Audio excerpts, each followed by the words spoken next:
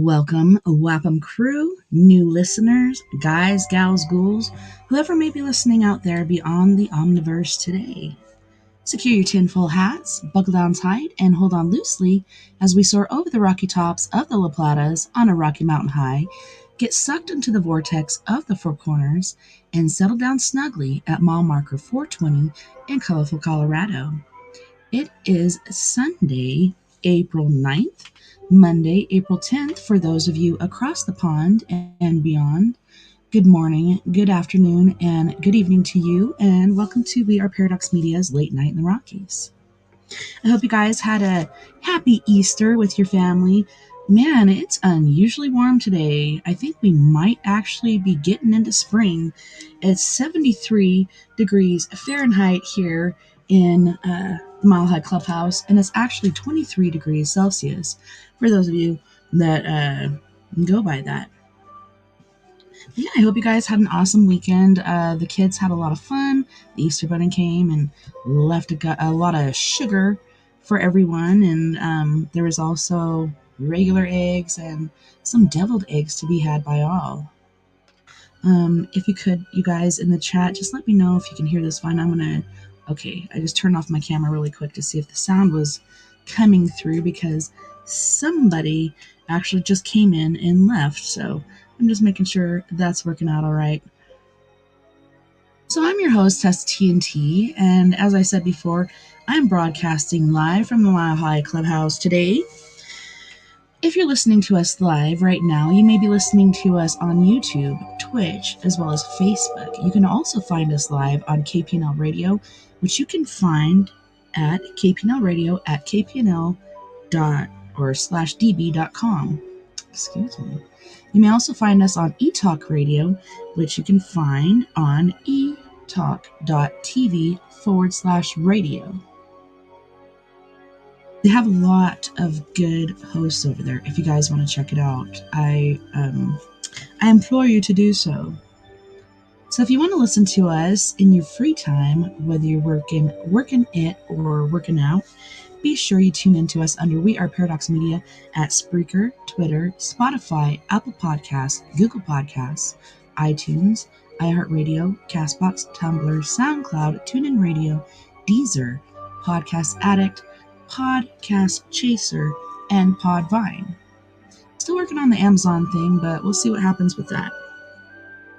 If you don't mind, mosey on over to our YouTube and please subscribe. Give us a like for any video that you've watched or listened to, and let us know any sort of feedback so far as good, bad, what guests you'd like to have on in the future, etc.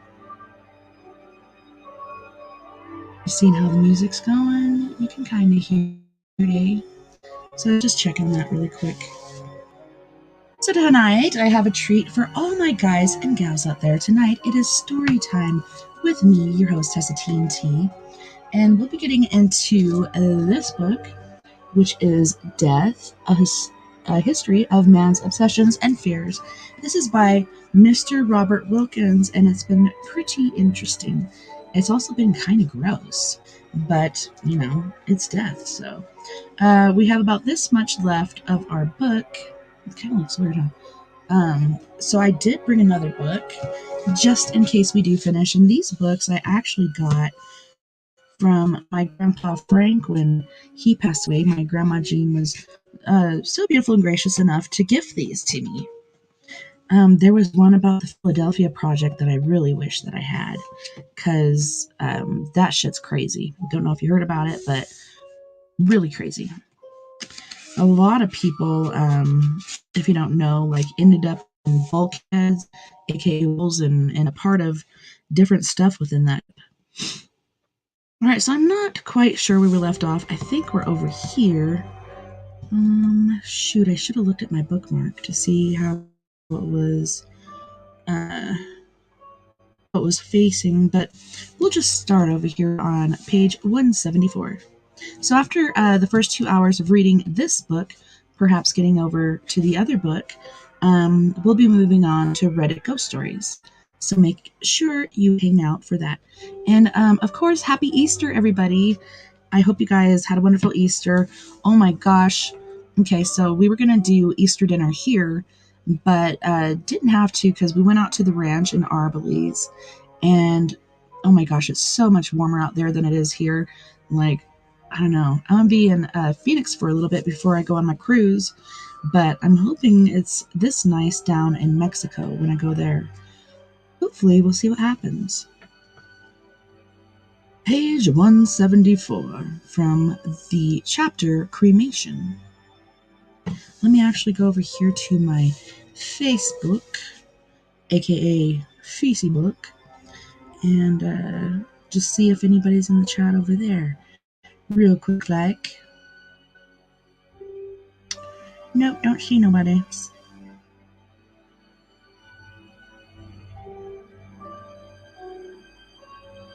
Okay, and the sound's sounding good. Ooh, you can hear that music. So for this one, I believe it's The Creeper. Let me look at my playlist, just so you guys are aware. Oh, it's this house, or The House. From what I'm seeing, it's probably a pretty creepy house. Let's move on. Christians followed the Jews in their abhorrence of cremation, regarding it as a pagan custom. The central tenet of Christianity was the resurrection of the body, and this belief could not be reconciled with cremation. Though it must be emphasized that for Christians, burial was a symbolic affirmation of resurrection and did not accord with the Egyptian belief that life in the other world depended on the physical preservation of the corpse. I'm thinking though, like, as far as that goes, like God being who He is, if He wants you to come back from the dead and you're cremated, He can do it. Like, look at the universe, look at everything else. Holy shnikes. Ignorant of this symbolism, enemies of Christianity contrived to prevent the burial of Christian corpses and to burn them, so as to prevent resurrection. Christians themselves were not above using cremation as a bar of everlasting life. Many years after his death in 1384, John Wycliffe, I almost said Wycliffe, like Wycliffe Joan. That is so weird. John Wycliffe, Wycliffe Joan. Then regarded as a heretic, was exhumed and cremated, and his ashes were thrown into the river Swift. The rise of Christianity in Europe saw the further decline of cremation. A big disincentive was delivered by Charlemagne in 789 when he decreed punishment by death for anyone found practicing cremation. The renaissance of interest in cremation is usually given as being in the second half of the 19th century, although a famous case occurred in Italy in 1822. In that year, Percy Shelley, the poet, drowned in the Mediterranean near Leghorn.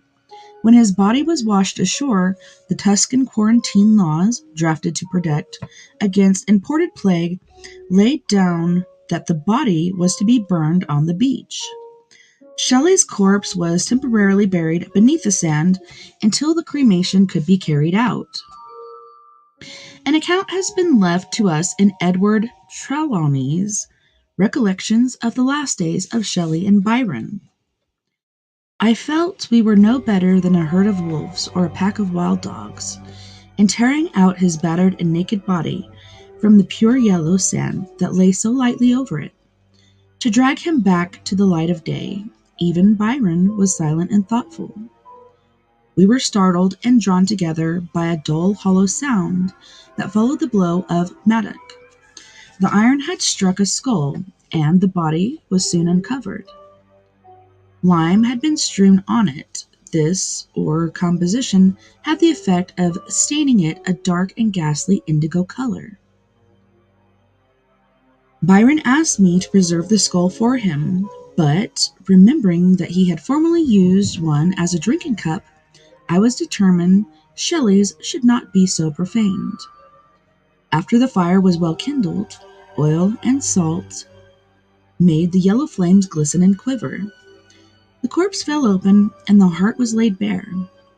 The frontal bone of the skull, where it had been struck with a mattock, fell off, and as the back of the dead rested on the red-hot bottom bars of the furnace, the brains literally seethed, bubbled, and boiled as in a cauldron for a very long time. It is said that Byron's delicate constitution was so upset by the stench that he left early, begging friends, "Let my carcass rot when it falls." Shelley's ashes were buried in the Protestant cemetery in Rome, but the poet's heart, which had failed to burn, was plucked from the flames by Trelawney and subsequently returned to Britain for burial. The most important impetus given to the renewed interest in cremation was the overcrowded burial grounds and the insanitary conditions prevailing in the 19th century. Better utilization of land to meet the needs of the living was a potent argument in favor of cremation. The major practical obstacle to cremation was the immense difficulty of achieving total incineration of a body in a reasonable time by the methods deemed aesthetically acceptable. In the 1860s and 70s, much energy was devoted to the design of furnaces by Professors Pauli, Guarini, and Brunetti in Italy and Siemens in Germany. In Britain, an early advocate of cremation was Sir Henry Thompson, surgeon to Queen Victoria. He and like-minded people formed themselves into Cremation Society of England in 1874. The loose talk of using cremated ashes as fertilizer or harnessing creation gases for street lighting did little to further their cause. Amid great opposition from clergy nationally and from Surrey residents locally, Thompson and Associates built the first crematorium at Woking in 1878. Excuse me. Just a few miles from Brookwood Cemetery.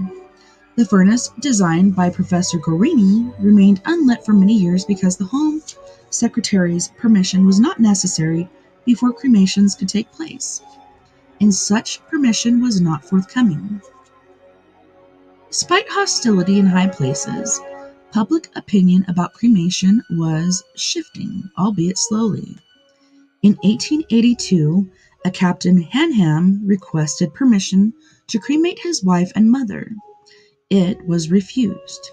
Undeterred, he built a small crematorium on his estate and proceeded with cremations. No action was taken against him. When he died in 1883, he was also cremated in his private crematorium. The turning point came in 1883 when a mad Welsh clergyman, Dr. William Price of Llantrisant, who had fathered a child at the age of 83, cremated this 5-month-old baby whom he had christened Jesus Christ Price. He immersed the body in a barrel of paraffin and set the pyre alight. The police, called by local villagers returning from chapel, quickly extinguished the flames, and the body was taken away for autopsy. Price was arrested and brought to trial in Cardiff. His acquittal regarded as a legal and legitimate method of disposal of a corpse. The founders of Woking Crematorium were well pleased with the judge's decision, since prior to this time they had to content themselves with experimental cremation of animals. In 1879, a horse was reduced to ashes in less than 2 hours. The minimal smoke and smell. The first human cremation at Woking was carried out in March 1885. That Mrs. Jeanette Caroline Pickersgill of Regent's Park, who had died aged 71 of bronchopneumonia and asthma. Many famous people followed Mrs. Pickersgill to Woking, including Sir Isaac Pitman, inventor of shorthand, Dr. Bernardo, founder of homes for underprivileged children, and the Marquis of Queensberry, who formulated the rules of boxing. In 1934, an open-air cremation took place at Woking, when the body of Shamsher Jung, a Nepalese princess, was burned in accordance with Hindu religious rites. The first cremation in modern times of a member of the British royal family was that of Princess Louise, a daughter of Queen Victoria, who had died in 1943. So here we have a cutaway diagram to illustrate the working of an early crematorium. So here's the picture on that.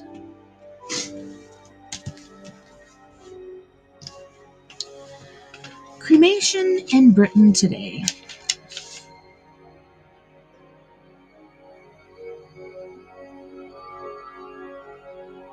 I wonder why my camera's not as clear on my phone as it is right here, but it's looking better now. Weird. In Britain, cremation has overtaken burial as the most popular form of disposal of the dead. Use is made of oil or gas-fired furnaces to reduce a body in about 1.5 hours. The body water evaporates and the tissues are incinerated to ash and bone, roughly 6 pounds for an average-sized adult. The bone fragments are later pulverized by machine into a fine powder. At the beginning of the century, a body was usually taken out of its coffin before being incinerated. Today, the body is cremated in the coffin. The ashes from the coffin, because of their lightness, passing up through the flue. Metal parts of the coffin can be raked out after incineration is complete, though more usually the brass handles of a coffin destined for cremation are made of plastic and are therefore totally combustible. The ashes are collected in a container and can be stored in an urn in a columbarium or scattered, depending on the wishes of the deceased. Care is taken to ensure that ashes from different individuals are kept separate, and great vigilance is exercised with the bodies of children, where the quantity of ashes may be small. And it's funny, so my mom was buried, but my dad was cremated. And one of the things I wondered about was the titanium rod in his leg. And they're like, no, who knows what they did with it. But yeah, the ashes, they say they grind them pretty fine, but you can see like little chunks of bone and stuff. One of the coolest cremation stories, I have to say. And it's not cool that this person did what he did, but we actually climbed a mountain on the San Juan Mountains, I believe. We call them the La Platas. But there's a little place up there that is made of rocks, and it kind of looks like a kiva. But at the same time, it's just like this round structure, and they even made little cubbies where you can leave letters and different things like that. But we all spread the ashes of our friend Dizzo, and the very last person to spread the ashes was his old lady. And when she did it, I swear to God, I saw this. She spread the ashes and the wind had been blowing and everything. Sorry, there's a beetle in my room. I know there's beetles back here, but there's actually a beetle up here on my mic. Kind of funny. I wonder what kind of music he's playing. But anywho, like when she spread his ashes, it kind of woofed up, and I swear to God, I saw him, I saw his form, and he just like reached out and kind of caressed her face, and then he was gone. But that to me was pretty extraordinary. Cremation in the United States. The USA has never had the land shortage problems that have bedeviled the sanitary disposal of dead in Europe. Ironically, the first cremation in America predated that in Rome by 7 years. In Britain. In 1876, Dr. Julius Lemoyne a doctor in Washington, Pennsylvania, allowed people to use the crematorium he had constructed for his own disposal. Many theories have been put forward to explain the American aversion to cremation. They include the erroneous notion that embalming procedures preserve the body indefinitely, that American funeral directors have a financial stake in elaborate burials and memorials, and that, in some way, cremation necessarily involves shortened recall by the bereaved. The increasing acceptance of cremation in the USA may be connected to the greater attention now being given to memorialization of ashes. It is no coincidence that the enthusiasm of the American funeral directors for cremation is directly proportional to the amount of money set aside for memorialization.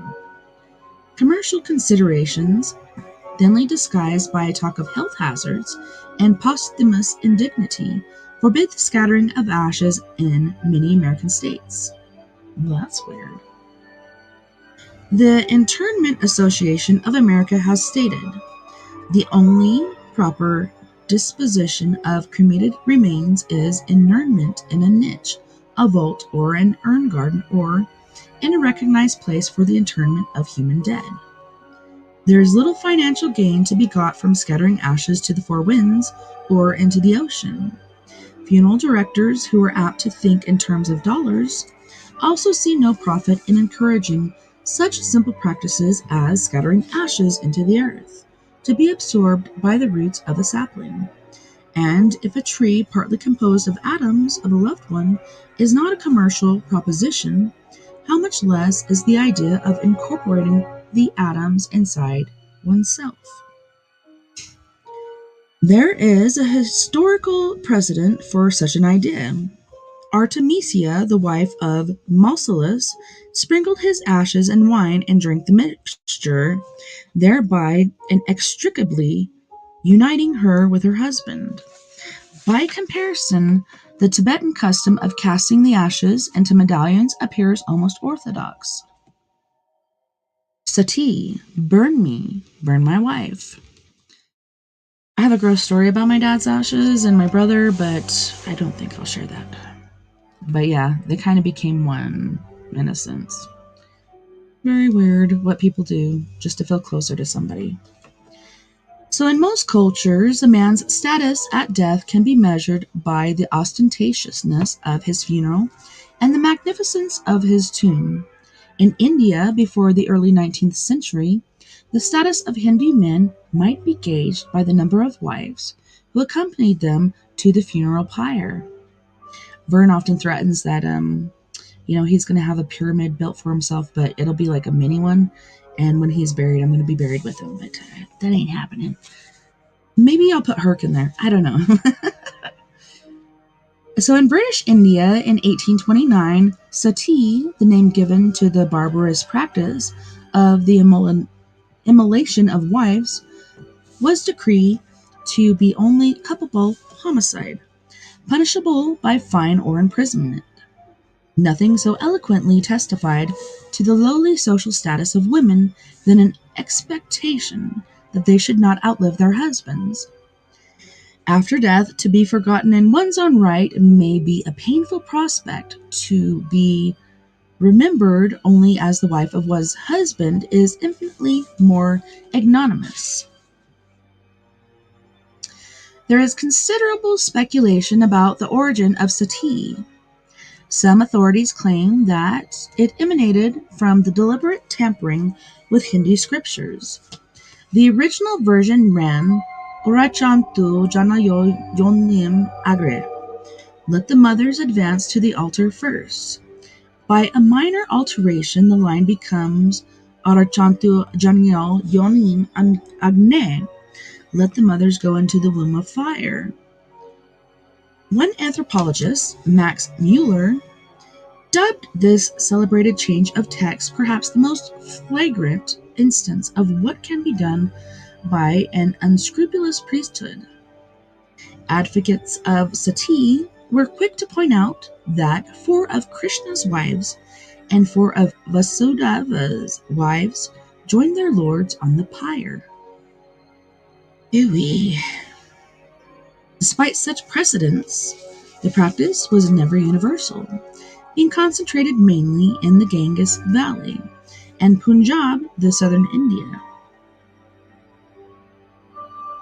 Numbers also varied from one or two wives through the 64 women who burned with Raja Ajit Singh or Jodhpur in 1780, and reports from Portuguese missionaries of the sacrifice of 11,000 women on the death of a South Indian Raja. In 1818, the Maharaja of Jaipur, to dispel any notion of sexual bias, was accompanied by 18 women and an equal number of men, including a barber sent to shave his lord in the next world. Could you imagine? Hey, Truzido. You like my bunny ears? I want to get some darker ones so it matches my hair, but I'm feeling a bit frisky. Oh, this is your first one, William? Well, welcome. Welcome. I hope you're not offended by this book. It's kind of yucky sometimes.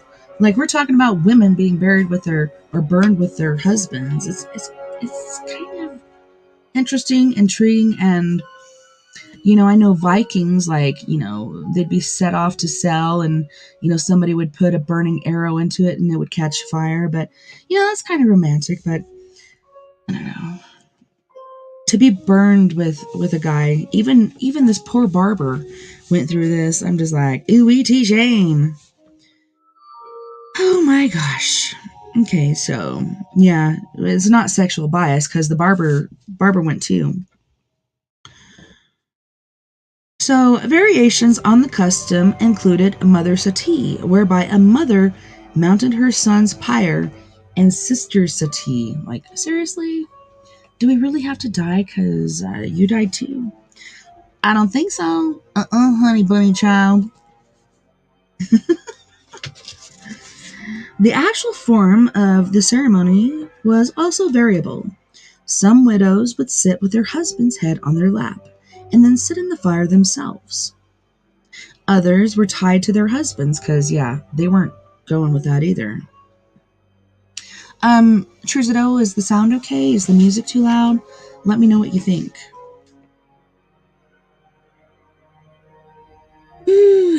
So, yeah, some were tied to them. So, let's see. What the heck? Oh my gosh. Others were tied to their husbands. Some would jump from a scaffold into the pyre after it had been lit. The scaffold could be tilted at the first sign of reluctance. It's like, there you go. Because it was bad luck to hear any sounds of pain. The assembled crowd would obligingly chant, Fortissimo! Motivation for immolation was yet another variable. Some wives were so keen on dispatching themselves when they received news of their absent husband's death that they were incinerated long before his eventual safe return. Any reluctance to commit sati was seen as a slur on the family's honor, and such a disgrace could wound the pride of a bereaved son. In 1796, near Calcutta, a wife was duly fastened to the pile, but, in the darkness, disentangled herself from her dead husband, crept from under the pile, and hid in the bushes. Smart girl. Oh, goodness, it sounds like me. That's what I would do. I'm just going to creep out of here and then move to the next town. Ooh-wee. Okay, so, oh my goodness. As soon as her escape was detected, detectives searched for her and soon found her. Her son insisted that she jump the pyre, drown herself, or hang herself in order to preserve the family name. She pleaded with him, but to no avail. He and the other relatives tied their hands and feet and threw her into the flames, where she quickly perished. Other reluctant wives were also piled with heavy doses of narcotics to lessen resistance and to induce a spurious acceptance. Often, there were secular rather than religious reasons for the continuance of sati. By her death, a mother ceased to be a financial burden on her son, but such base motives had to be rationalized and aggrandized by a culture that at the time regarded widowhood as sinful and which endeavored to persuade surviving spouses that life without husbands was so desolate and miserable that burning to death was infinitely preferable. I don't think so. Hello, beautiful sister Sandra. Thanks, Trudeau. You're my sound guy. Oh my god, like this is a pyramid, like Vern said, that I have to be buried with him in. I don't think so, Bern. Not gonna do it. Maybe I'll bury your dog with you, but not to me. So the business of being remembered, and this is chapter 3. I'm like, are you serious? There's only 3 chapters in this book? Could it be section 3? I'm not sure. Let me look over here and see. Oh, nobody's in here. I forgot to welcome everybody over here. Sorry, Wapham crew.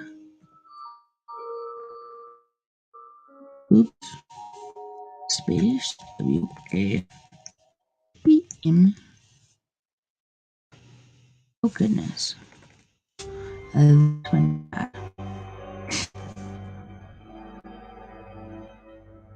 Happy Easter, you guys. I hope you guys ate a lot of good food and enjoyed your family.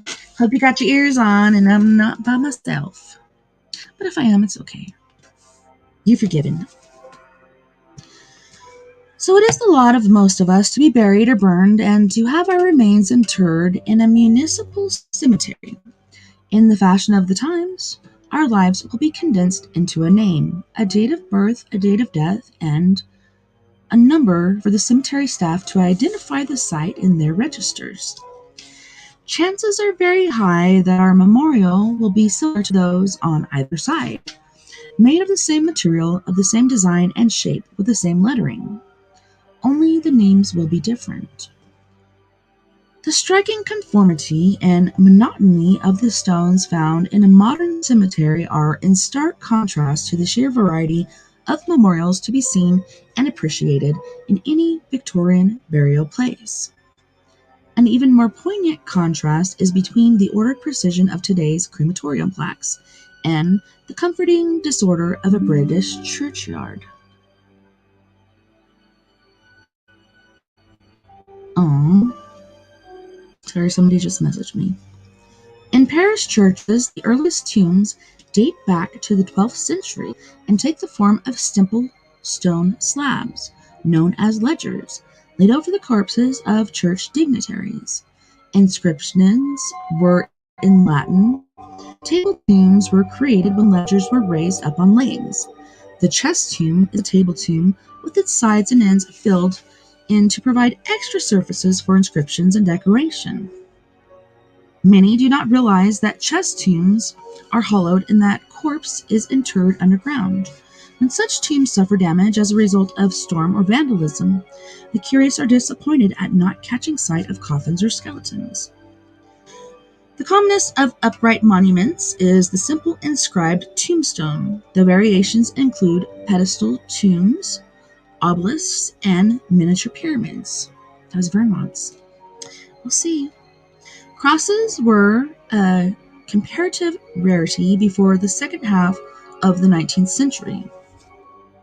Monument and cross came together in King Edward I's remembrance of his beloved wife, Eleanor of Castile.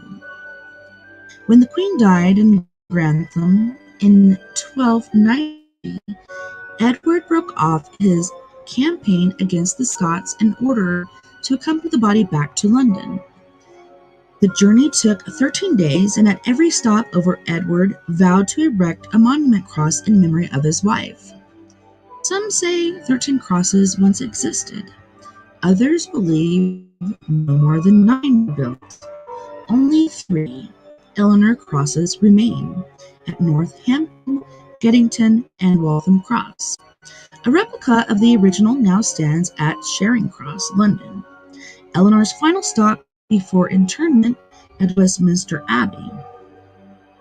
The more unusual the memorial, the more likely the corpse beneath will be remembered by subsequent generations, who would remember Squire Fuller were it not for his memorial in Brightling, Sussex.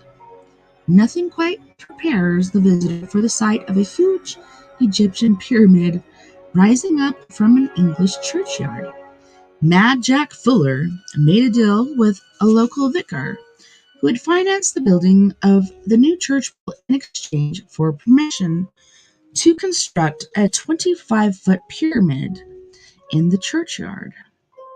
When he died in 1834 at the age of 77, Fuller was duly interred beneath his pyramid, built 24 years before in readiness to receive his corpse. Fanciful stories abound concerning the pyramid. Some suggested that Fuller, all 22 stone of him, was interred, sitting at a table, dressed for dinner. Are you serious? Wearing a top hat and hold on, where am I? And quaffing claret. Some suggested that Fuller, all 22 stone of him, oh, I already did that one. The floor was rumored to be strewn with broken glass in order to keep the devil at bay. Unfortunately, the story is fabrication. Fuller lies horizontally beneath the floor of the tomb, probably the only conventional thing this eccentric politician ever did. So here's a pyramid, and I showed this to you before, but we'll do it again. In an English country churchyard, the tomb of the eccentric John Mad Jack Fuller, 1757 to 1834, at Brightling, East Sussex. The surrounding countryside is peppered with other architectural follies built by Fuller. So yeah, there you see it again. Like, look at that pyramid. It's interesting. I wonder if they cap the top with gold like other pyramids are. Another truly memorable memorial is Sir Richard Burton's tent in the Catholic churchyard at St. Mary Magdalene of Mortlake, South London. Burton, born 1821, dying 1890, was the archetypal Victorian adventurer. Heavily disguised, he was the first white man to enter Mecca.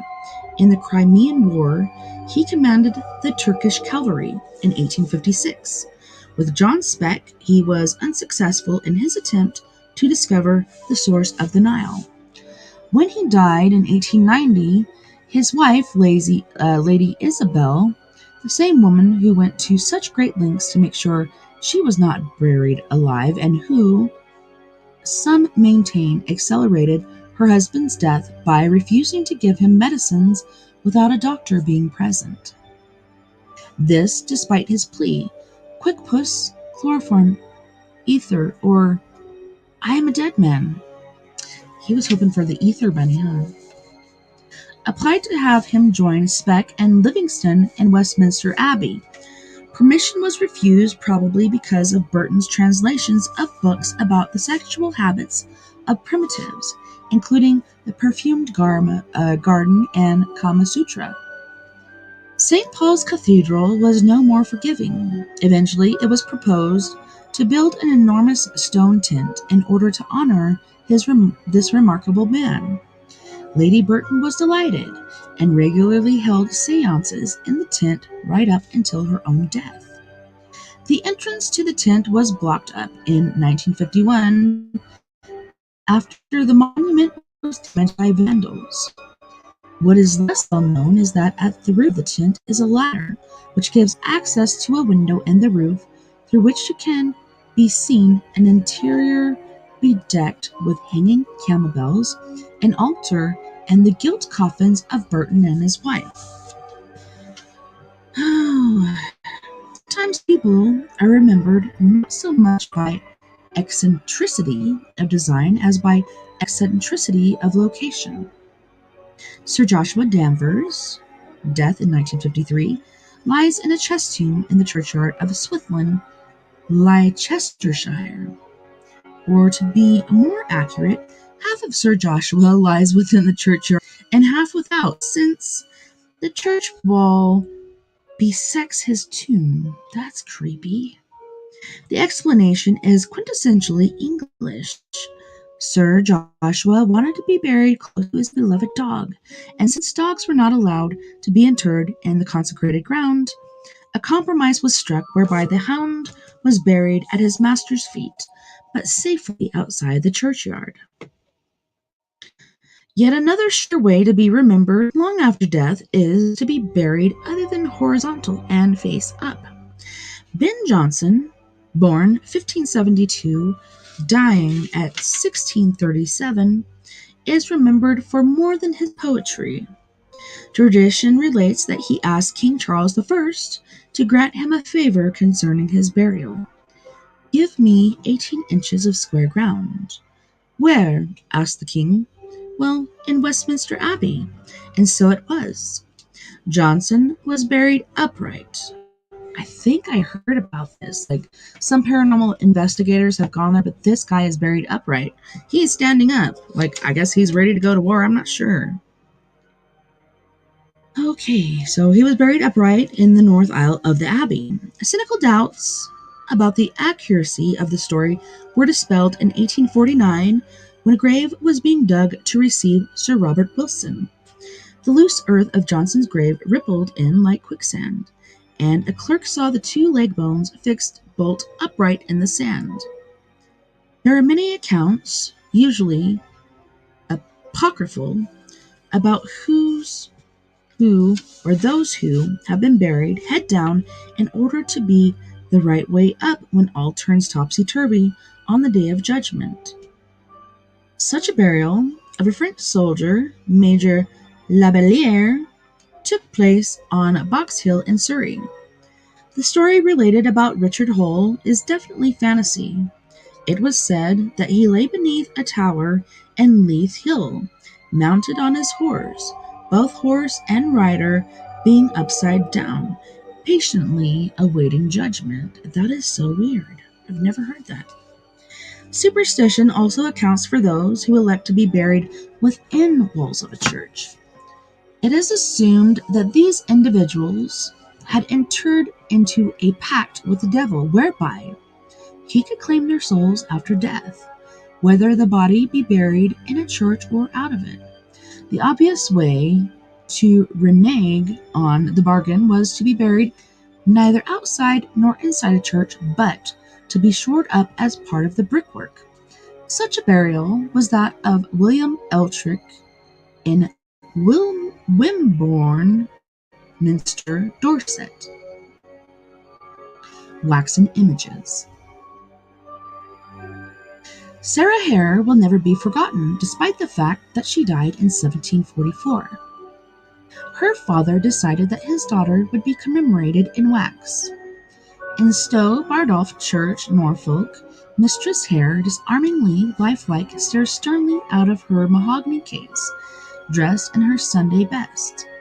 The day of the week is not unimportant, since it was believed that she died as a result of divine retribution.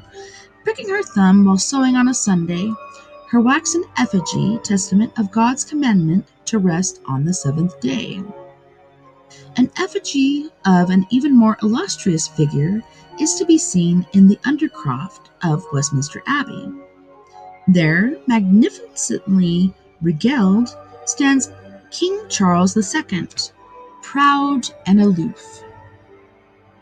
The face was modeled in wax shortly after his death.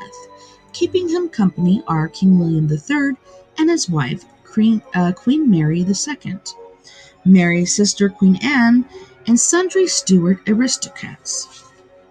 William, a mere 5 feet 6 inches tall, stands on a footstool in order not to appear too diminutive when set next to his 5 foot 11 inch wife. Something he could go up on.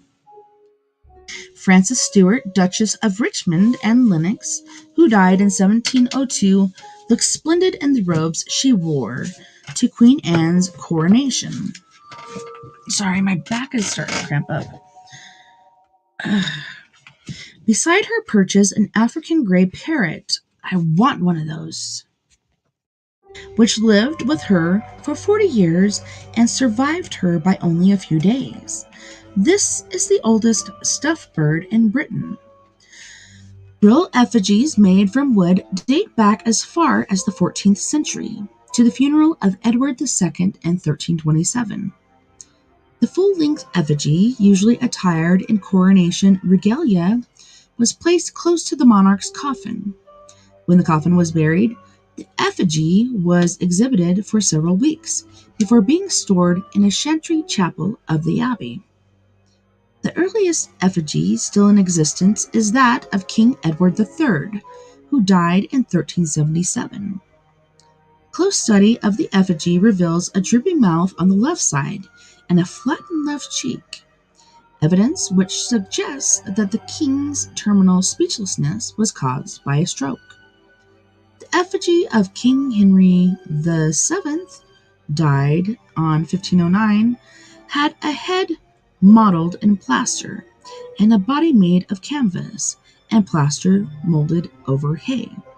Henry's body remained intact for nearly 450 years before its destruction in World War II.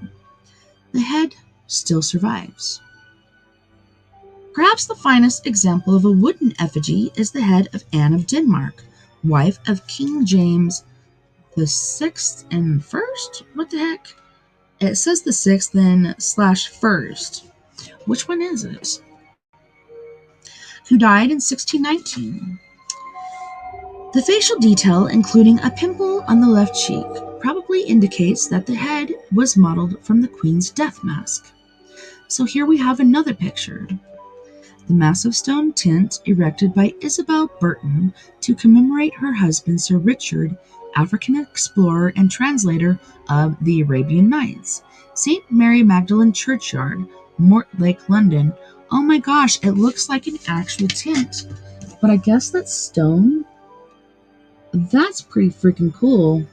It looks like an actual tent, but it's not. Death masks. The making of an effigy was a lengthy, painstaking, and expensive business. Often, as in the case of Anne of Denmark, time could be saved by the judicious use of a death mask. Sometimes the mask itself proved memorial enough. In the 18th and 19th centuries, many famous persons, and a number of infamous ones too, had their facial features cast into death masks and thereby perpetuated their memory. I'm sorry, there's something tickling my nose. I kind of wish I had my rabbit nose painted on this year. Isn't that crazy? Tell you what, dude. The plaster cast made as soon after death as possible before the features stiffened could be used to generate any number of likeness of the deceased. Although the main purpose of such a mask was as a memorial, many 19th century masks were made by phrenologists, pseudoscientists, who believed that one's personality, morality, and intelligence could be gauged by examining the external contours of the skull. Phrenology and post-mortem research into criminality were the reasons why many of the infamous murderers of the 19th century, including William Burke, had death masks made of their features. Interestingly, William Hare, the one who got away by turning king's evidence, had a life mask made during his trial, which is now in Edinburgh University. Something is touching my hair. Oh my gosh, I thought I had a spider on me. One time, just right over here on my desk, it was a brown recluse came charging at me, and then I lost it. Like, I don't know where it went. Yeah, there was a spider on me. Death masks, and oh my god, something was just touching my leg. Something is touching me! Did you guys see anything? Because, like, I don't see anything, but something just touched my head, and then it touched my left ankle. I actually burned some Palo Santo tonight because it was feeling kind of weird in here. So I'm hoping that helps, but I think they're kind of like messing with me now. Like, yeah, you thought that Palo Santo worked. Death masks and life masks are made in the same way. To prevent painful adhesions of the plaster to the skin of the face, liberal amounts of oil are first applied. Tubes are inserted into the nostrils of sufficient length to allow them to project beyond the layers of plaster. Threads are laid across the face, and successive layers of plaster are built up and allowed to harden. Particular care is used when applying the plaster around the nose. I see now it's gone from my microphone to my desk. Okay, trying to focus. So, applying the plaster around the nose, mouth, eyes, and forehead, with every effort being taken to faithfully record every wart and wrinkle. The mask is usually removed in 3 pieces, with the help of the silken threads previously laid against the face. To cast the back of the skull, get away, beetle. The head, covered by a bathing cap to protect the hair, is pushed back into a dish of plaster. Some people become frightened when the plaster begins to harden. Others experience little or no discomfort. John Keats risked spoiling his life mask by his incessant giggling. He couldn't quit laughing. It is not always possible accurately to distinguish between a life mask and a death mask. In some lucky individuals, the contentment of life is not dissimilar to the initial serenity of death. This was certainly true of Mendelssohn, whose death mask assumed an almost glorified expression. So much he looked like one in sleep that some of his friends thought it could not be death. In others, less fortunate, the death spasms remain recorded for posterity, as can be seen by the death masks made of Coleridge and Sheridan. The death mask of Sir Walter Scott clearly shows evidence of the stroke from which he died, and also the autopsy scar, where the top of the skull was sawn off in order to examine the brain. Ew.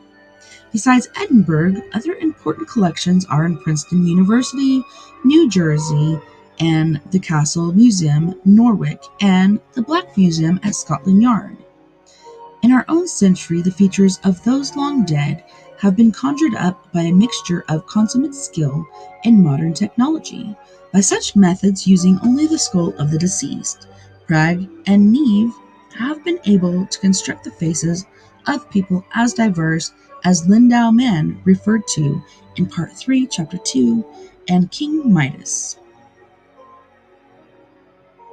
Well, on that note, boys and girls, we do have to go to our first music break. On this break, we have Miss Mia Savage with her band Antidote for Savages, and she does all the musical stuff as well as the singing and lyrics. So, yes, brown recluse are bad. That thing charged at me, and then I tried to kill it. It disappeared, and yeah, it scared the shit out of me. Truzido, I'm telling you what. Honeybee child, like, I have a fear of spiders because I had one dig a hole behind my ear when I was a kid and lay some eggs, but yeah, so. Anywho's, this is Miss Mia Savage with her group Antidote for Savages. She will be singing Your Skeleton, Our New Reality, The Mirroring Crypto. Uh-oh. And ran away. When you guys opened the door, they got out? Yeah, down there. And Let Me Be Your Home. You guys don't go anywhere. We'll be right back after this music break. I went down there. And Dad is already...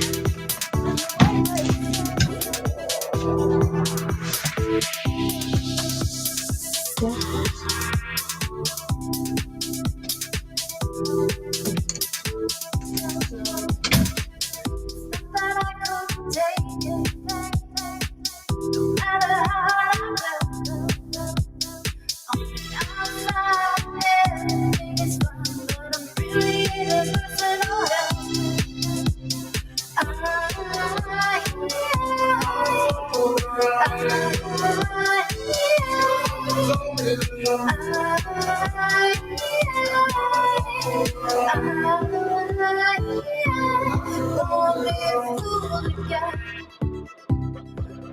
be fooled again by your skeleton. Won't be fooled again.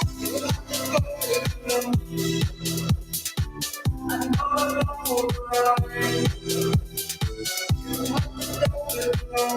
Never wanted to say it. Never wanted to show. Tell me it's another pain like you did, but I'm never letting you know.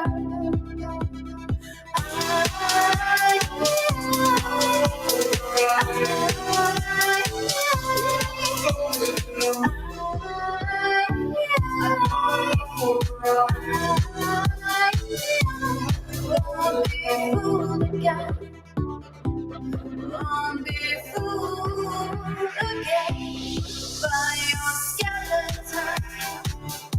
Won't be fooled again.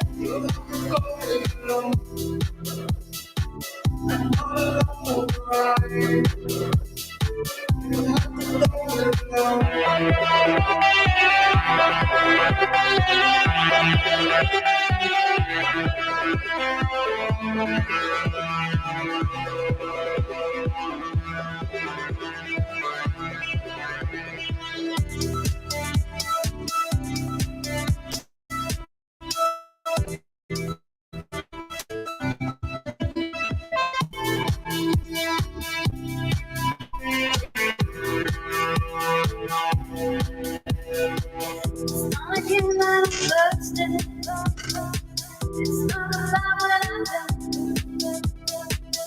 I don't wanna debate it anymore, but I handle it like nobody else.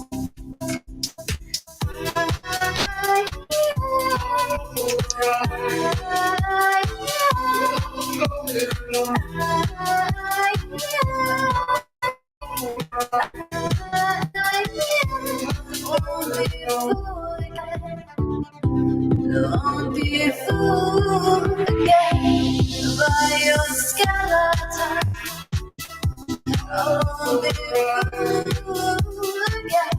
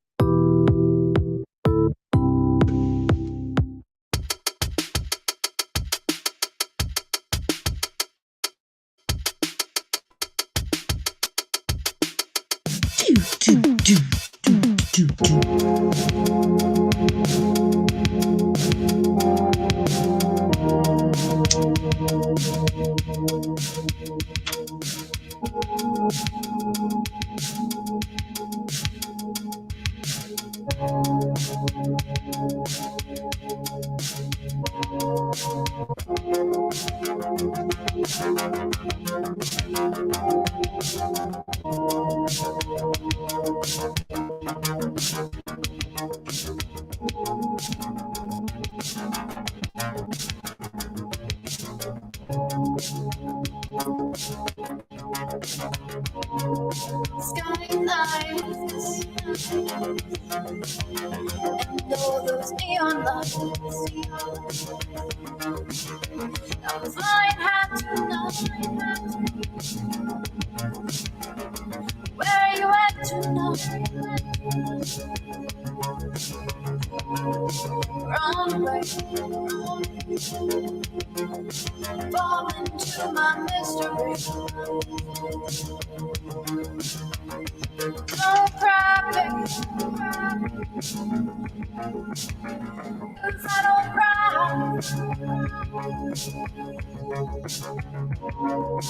Come with me to a new reality. You don't need him. All the shit that he brings. anymore. You're mine. You're mine. Tonight, you're mine.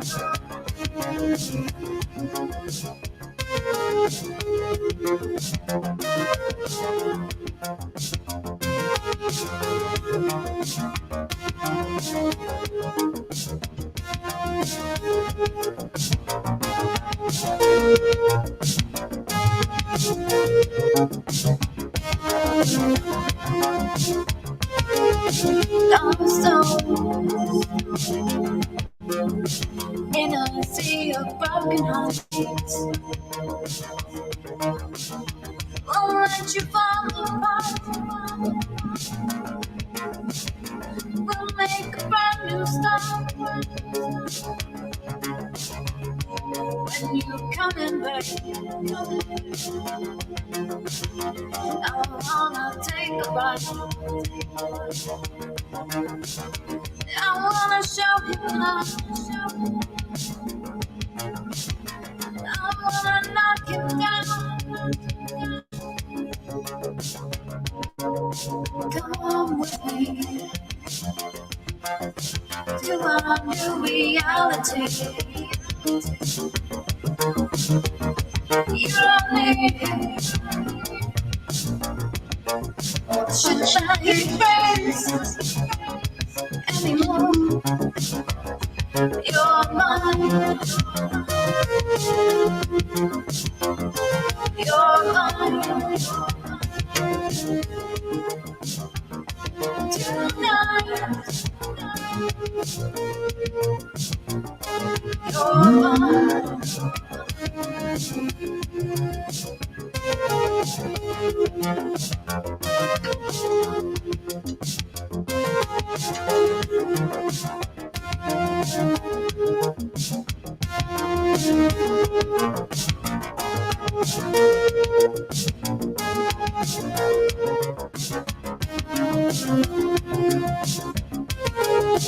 Come with me to our new reality. You don't need all the shit that he brings anymore. You're mine. You're mine. Tonight, you're mine. You're mine. You're mine.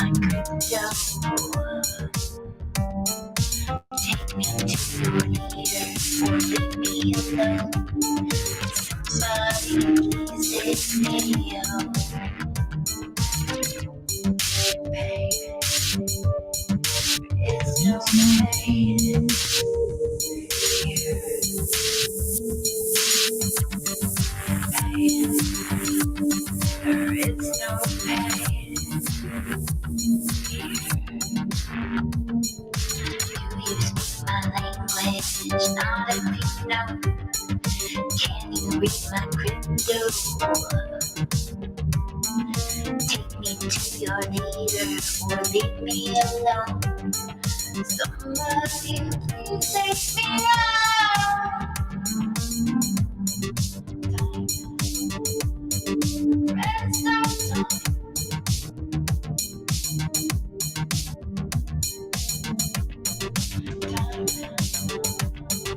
Rest of time. Here. My language, not if you know. Can you read my crypto? Take me to your leader or leave me alone. Somebody please take me out.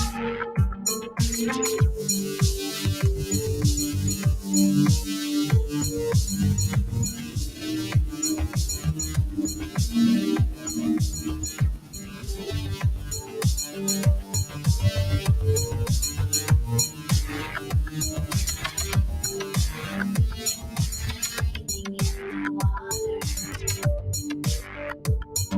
drowning in the air. Breathing in the water, drowning in the air.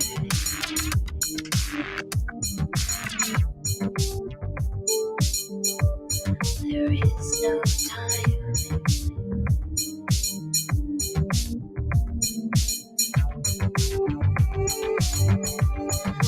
There's no time.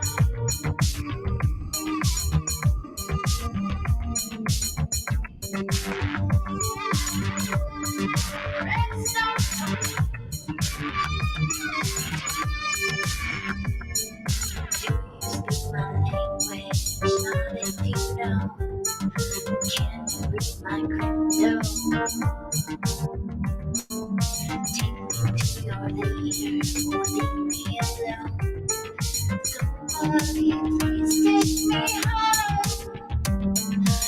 Do you speak my language? Not if you know. Can you read my crypto? Take me to your leader or leave me alone.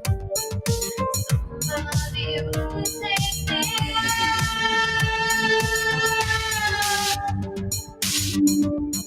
Rest of time.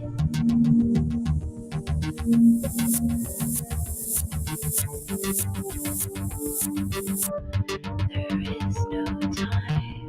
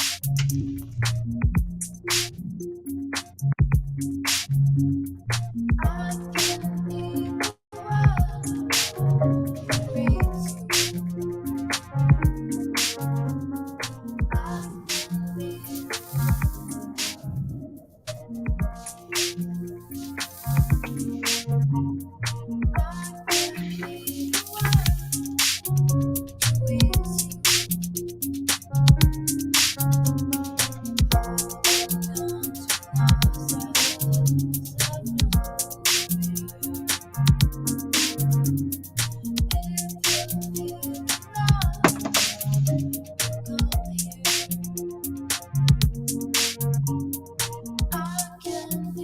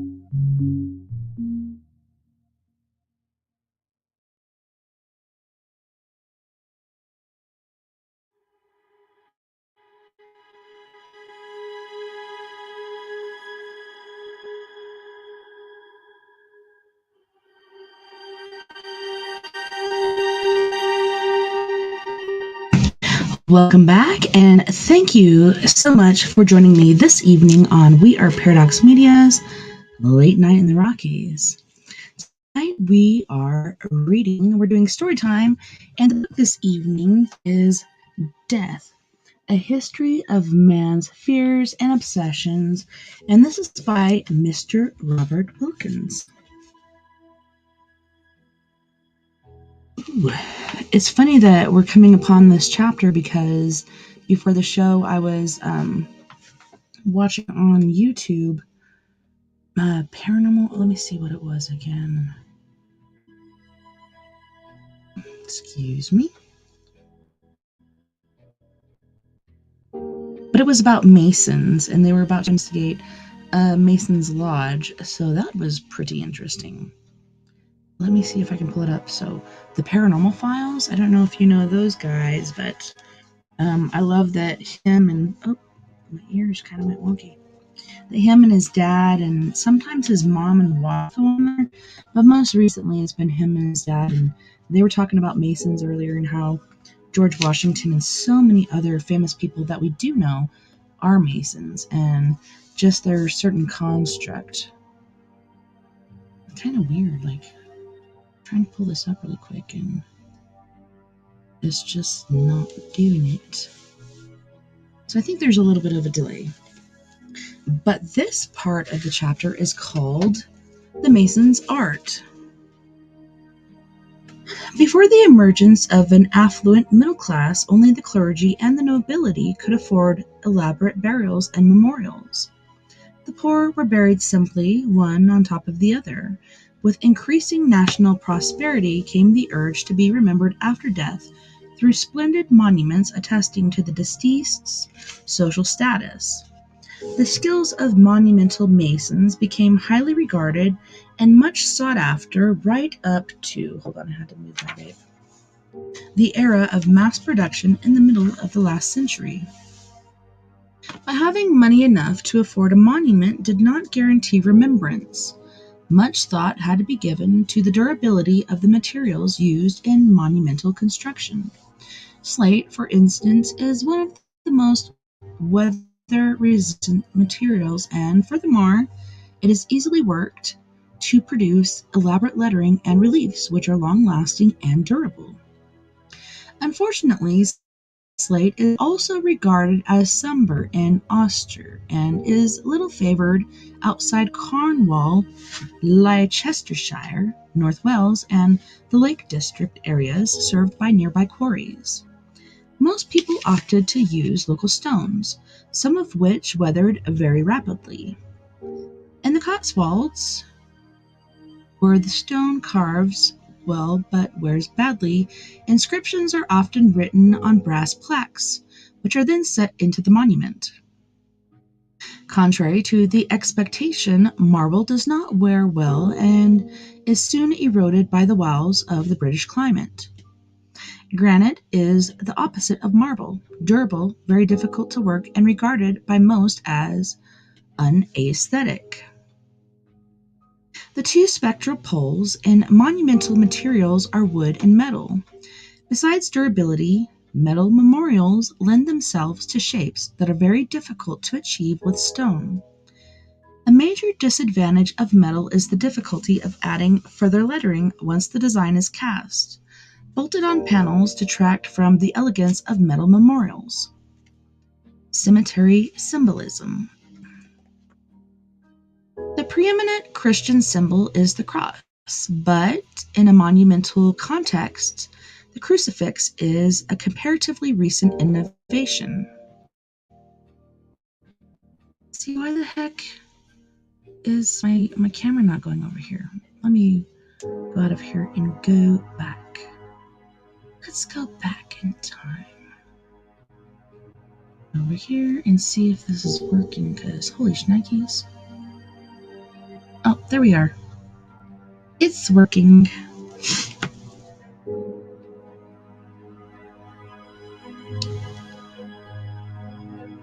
Okay, so let's see. Prior to the Victorian era, pagan themes predominated, skulls and crossbones far outnumbering crosses. Elaborate and ornate memorials are remembered longer, albeit sometimes negatively, than plain and simple stones recording only name and age. A blueprint for remembrance is the construction of a grotesque and indestructible monument incorporating every conceivable funerary symbol, both pagan and Christian. At Burton Lazars in Leicestershire is a monument that would appear to have a lot: urns, orbs, snakes, angels, pyramids, and obelisks. The dead man, William Squire, a local weaver, wished that any money left over after the erection of his monument be spent on the education of the village poor. In fact, the monument cost so much that the children of Burton Lazars continued uneducated. At Hardenhewish in Wiltshire, the magnificent monument to David Ricardo MP represents the best of the classical style.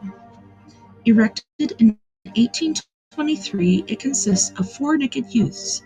Even close inspection makes gender uncertain, striking mournful poses around a Corinthian column. This unshamedly pagan monument in its Christian setting ensures the remembrance of Ricardo in the minds of all who came to admire. Some memorials attract attention in ways that were not intended by the deceased. It is probably no coincidence that the Nightingale Memorial in Westminster Abbey is now hidden behind stacked chairs in a part of the building that normally opened to the public. The monument shows Joseph Nightingale vainly trying to ward off the spectre of death, which is intent on claiming his young wife. Skeletal Death, spear in hand, rises up to carry off his prize. It's a terrifying aspect and has frightened many generations. A tradition records that a robber coming into the abbey at moonlight was so startled by the monument that he fled in terror, leaving his crowbar on the pavement. Remembrance can induce negative sentiments. Two famous desecrated tombs are to be found in Père Lachaise Cemetery in Paris, and a burial ground full of stray cats and graffiti. The grave of Jim Morrison, American pop musician and member of the group The Doors, is so regularly daubed with multicolored spray paint that, for this very reason, it has become one of the cemetery's most frequently visited plots. The famous memorial to Oscar Wilde has also attracted the attention of vandals. Close inspection of Jacob Epstein's winged sphinx reveals that the creature has had its genitals removed by hammer and chisel. Tradition has it that the sight of such a large member so offended the sensitives of two English ladies that they resolved to remove the offended organ. Some say that it is still used as a paperweight in the cemetery office. So here we have a picture of you inside the tent showing the coffins of Sir Richard and Lady Burton amid a mixture of Christian and Islamic symbolism. Let me move my fingers. Pretty interesting.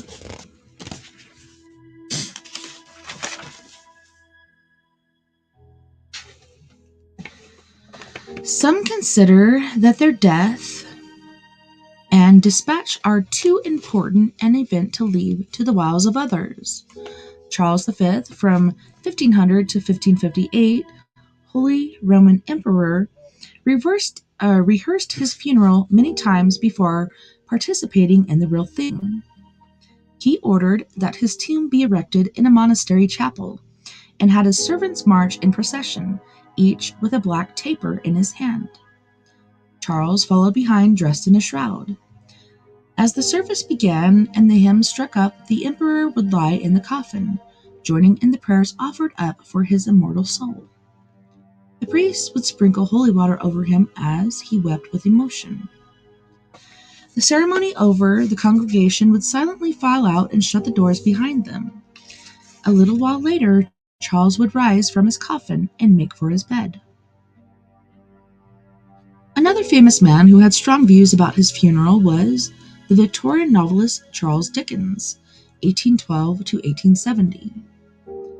In his will, he directed that he be buried in an inexpensive, unostentatious, and strictly private manner, that no public announcement be made of the time or place of his burial, that at the utmost no more than 3 plain mourning coaches be employed, and that those who attend my funeral wear no scarf, cloak, black bow, long hatband, or other such revolting absurdity. I direct that my name be inscribed in plain English letters on my tomb without the addition of Mr. Esquire. I conjure my friends on no account to make me the subject of any monument, memorial, or suppose that a proud country would be content with such a low-key farewell to one of its most illustrious writers, in the event Charles Dickens found his house of clay in the soil below Westminster Abbey. An American president tried a simple funeral with much the same success as Dickens. Franklin Delano Roosevelt, 1884 to 1945, detailed his wishes in a 4-page document written in 1937. A simple service to be held in the East Room of the White House, that he should not lie in state, that a gun carriage and not a hearse be used, and that his casket, aka coffin, be of a simple design and made of dark wood, that he was not to be embalmed or hermetically sealed, and that his grave be not lined with bricks, cement, or stones. FDR's mistake was to place his instructions in a private safe, where they were discovered a few days after his funeral. In the event Roosevelt was embalmed, was placed in a hermetically sealed coffin made of fine bronze-colored copper, and then was conveyed in a Cadillac hearse to a cement-lined vault. At least he did not lie in state. It need not always be the case that one's final words on earth are those that adorn a tombstone or memorial plaque. Last words can be delivered verbally rather than cast physically, and need not necessarily be ephemeral as a consequence. Much depends upon the import given to them by those gathered around to listen. Deathbed piety and patriotism are common, but not infrequently famous examples of last words are characterized by humor, self-effacement, inaptness, or incongruity. Memorable last words can crown a famous life or call attention to an otherwise undistinguished one. One of the problems with the last word is that, apart from suicides and those condemned to death by others, none of us knows when the end will come. Many will simply deny the imminence of death. Others, recognizing the paramount need for economical use of time, will choose to put mundane matters before more portentous reflections on the nature of death or the existence of an afterlife. Sadly, such husbandry, even when voiced by the famous or infamous, is seldom memorable. Further, there is more than a little suspicion that many of the last words attributed to eminent men and women have been altered, exaggerated, or simply invented by others, often to show the deceased in a better or worse light. In reality, most of us will die too exhausted to be bothered with anything more memorable than a groan or a goodbye. For those who take the trouble to compose and rehearse a parting speech, it is likely that fate, capricious to the last, will contrive that there is no one within earshot to hear and record it, or understand it. When Albert Einstein died in 1955, his last words were spoken in his native German, a language that none of his friends could understand, as he died in the United States. Two examples which call into question the accuracy and authenticity of last words concern a politician and a king. William Pitt, 1759 to 1806, became prime minister at the age of 24. Accounts of his last words vary from the patriotic to the alimentary. Most report the statement as having said, "Oh, my country, how I love my country," sentiments befitting such an eminent statesman. Yet a later prime minister, Benjamin Disraeli, has Pitt saying, "I think I could eat one of Bellamy's veal pies." A similar diversity of George V, 1865 to 1936.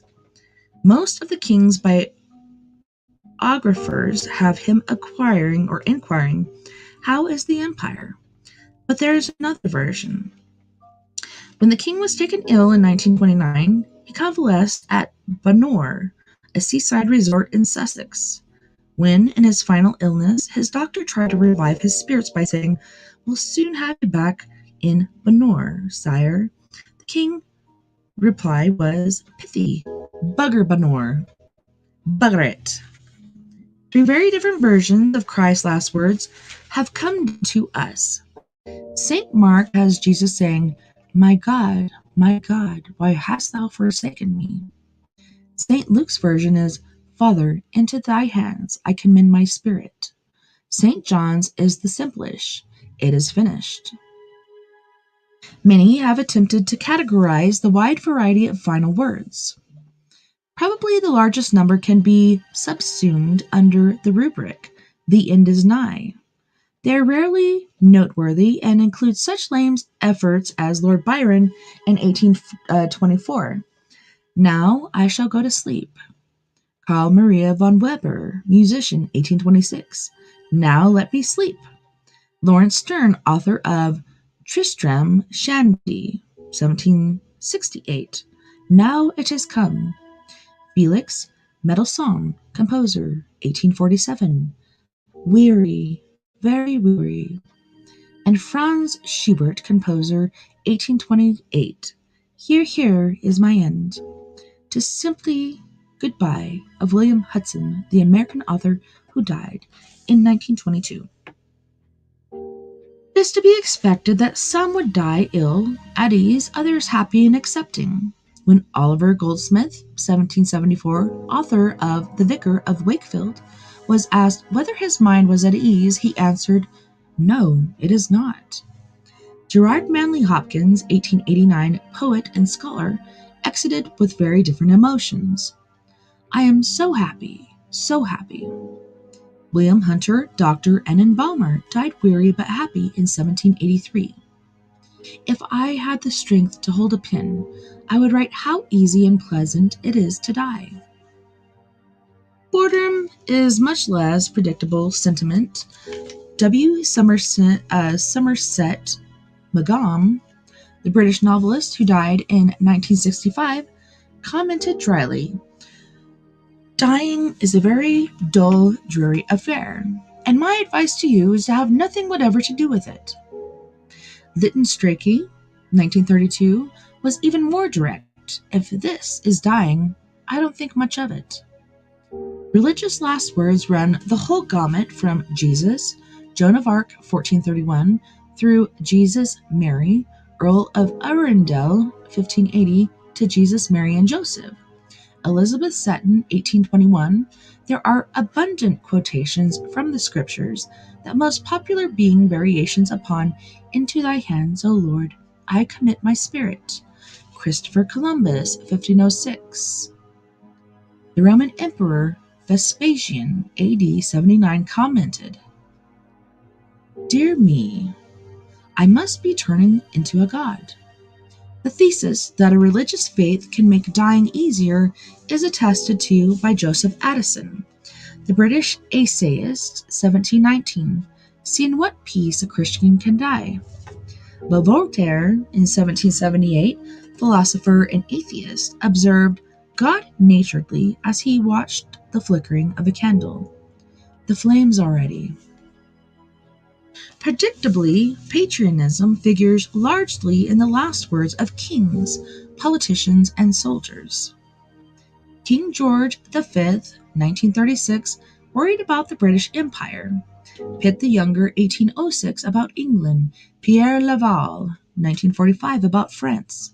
Napoleon, 1821, about France, his army, and Josephine, in that order. While von Ribbentrop, the Nazi war criminal, went to his death in 1946 asking God to save Germany. Perhaps the most memorable last words are those that are examples of wry humor in the face of death. Anna Pavlova, 1931, the ballerina best remembered for her role as the dying swan, asked those around her to get my swan costume ready. Oh my goodness. The comedian Stan Laurel, in 1965, struck up a terminal banter with his nurse. "I'd rather be skiing than doing this." "Do you ski, Mr. Laurel?" "No, but I'd rather be doing that than this." This is reminiscent of W.C. Fields, the film comedian who died in 1946. He commented, "On the whole, I'd rather be in Philadelphia," recalling his aversion to that city. So here we're going back, and this is one of those wax effigies. And this is a wax effigy of Sarah Hare, and she stares out of her glass case in the church of Stowe Bardolph in Norfolk. She died when, wantonly sewing on a Sunday, she pricked her finger. So I wonder if she got some sort of infection or something. But here she is. Look at that. Isn't that creepy? Very creepy. Ooh. What the heck? Chins and all. I can relate. Anywho's. Unexpected sources. Hold on. So humor in last words may be intentional or unintentional, true or apocryphal, and from expected to unexpected sources. Oscar Wilde, 1900, observed, "Either this wallpaper goes or I do." I guess he did, because I think the wallpaper is still there. Another 19th century humorist, Thomas Hood, 1845, watched the application of a mustard plaster to his foot. "There's very little meat for the mustard." Joel Harris, the American humorist, died in 1908, just after saying, "I am about the extent of a tenth of a gnat's eyebrow better." Unexpected sources of deadly humor include Kathleen Ferrer, opera singer, 1953. "Now I have ein klein Paz." Henry Fox, 1st Baron Holland, 1774. "If Mr. Selwyn calls again, show him up. If I am alive, I shall be delighted to see him, and if I am dead, he would like to see me." An example of unintentional humor was provided by the death of General Sedgwick, American Civil War commander, 1864, who, peering over a parapet, was heard to observe, "They couldn't hit an elephant at this distance." But he didn't complete the word, he just said, "at this distance." Condemned prisoners frequently have a chance to practice their timing. Neville Heath, hanged in 1946, asked for a last whiskey. "You might make that a double." William Palmer, the Victorian poisoner, hanged in 1856, stepped onto the gallows and asked, "Are you sure it's safe?" That's a funny one. Ooh. Ned Kelly, the Australian outlaw, hanged in 1880. Such is life. And James Rogers, an American criminal, shot in 1960. When asked if he had any last request, replied, "A bulletproof vest." Oh my gosh. Cherokee Bill, a hoodlum, hanged in 1896, was asked if he had anything to say. "No, I came here to die, not make a speech." Pretty keen on you, buddy. And is deliberate humor or deep philosophy to be gleaned from the last deathbed conversation of Gertrude Stein, the American writer of 1946, who is best remembered for "A rose is a rose is a rose." Stein asked, "What is the answer?" When no answer is given, she laughed and said, "In that case, what is the question?" The most arresting last words are those that conjure up images of childhood behavior. Sir William Osler, 1919, the most eminent physician of his day, said to his doctor, "Nighty-night, darling." But for me, the most poignant, by far, are the last words of Horace Williams, the American philosopher. When a nurse asked him his name, he replied in a childlike voice, "Horace Williams." Uh-huh. Uses of the dead to the living, harvesting cadavers. From the discussion of the diagnosis of death in the chapter on premature burial, good Lord! It is clear that many of the earlier uncertainties can be obviated by the concept of brain death. When the electrical activity of the brain ceases, a person is deemed dead, regardless of whether the heart is still beating or the lungs are still respiring. Succinctly put, anyone whose brain is dead is truly dead. But it follows that such corpses may be kept warm, respiring, pulsating, evacuating the excreting purely by mechanical means. Such cadavers, nourished and groomed, could be kept alive for years, possibly decades. Such living dead would certainly not be forgotten. What purpose could this artificial prolongation of life possibly serve? Many see it as a means by which the dead can continue to be of use to the living. The subject was comprehensively covered by Willard Galen in 1974. He started from the premise that, given the choice, most of us at death would elect to donate our organs to help prolong the life of another. Galen Riley observes that this idea needs some qualification. Harvard Medical School has a surfeit of donors while cadavers at Boston University are always at a premium. In New England, evidently, the kudos of getting into Harvard extends even to the dissecting table. He envisages the brain dead, neomorts, pulsating and respiring in specialized wards, biomeporia. The uses to which neomorts can be put are directly proportional to the power of imagination.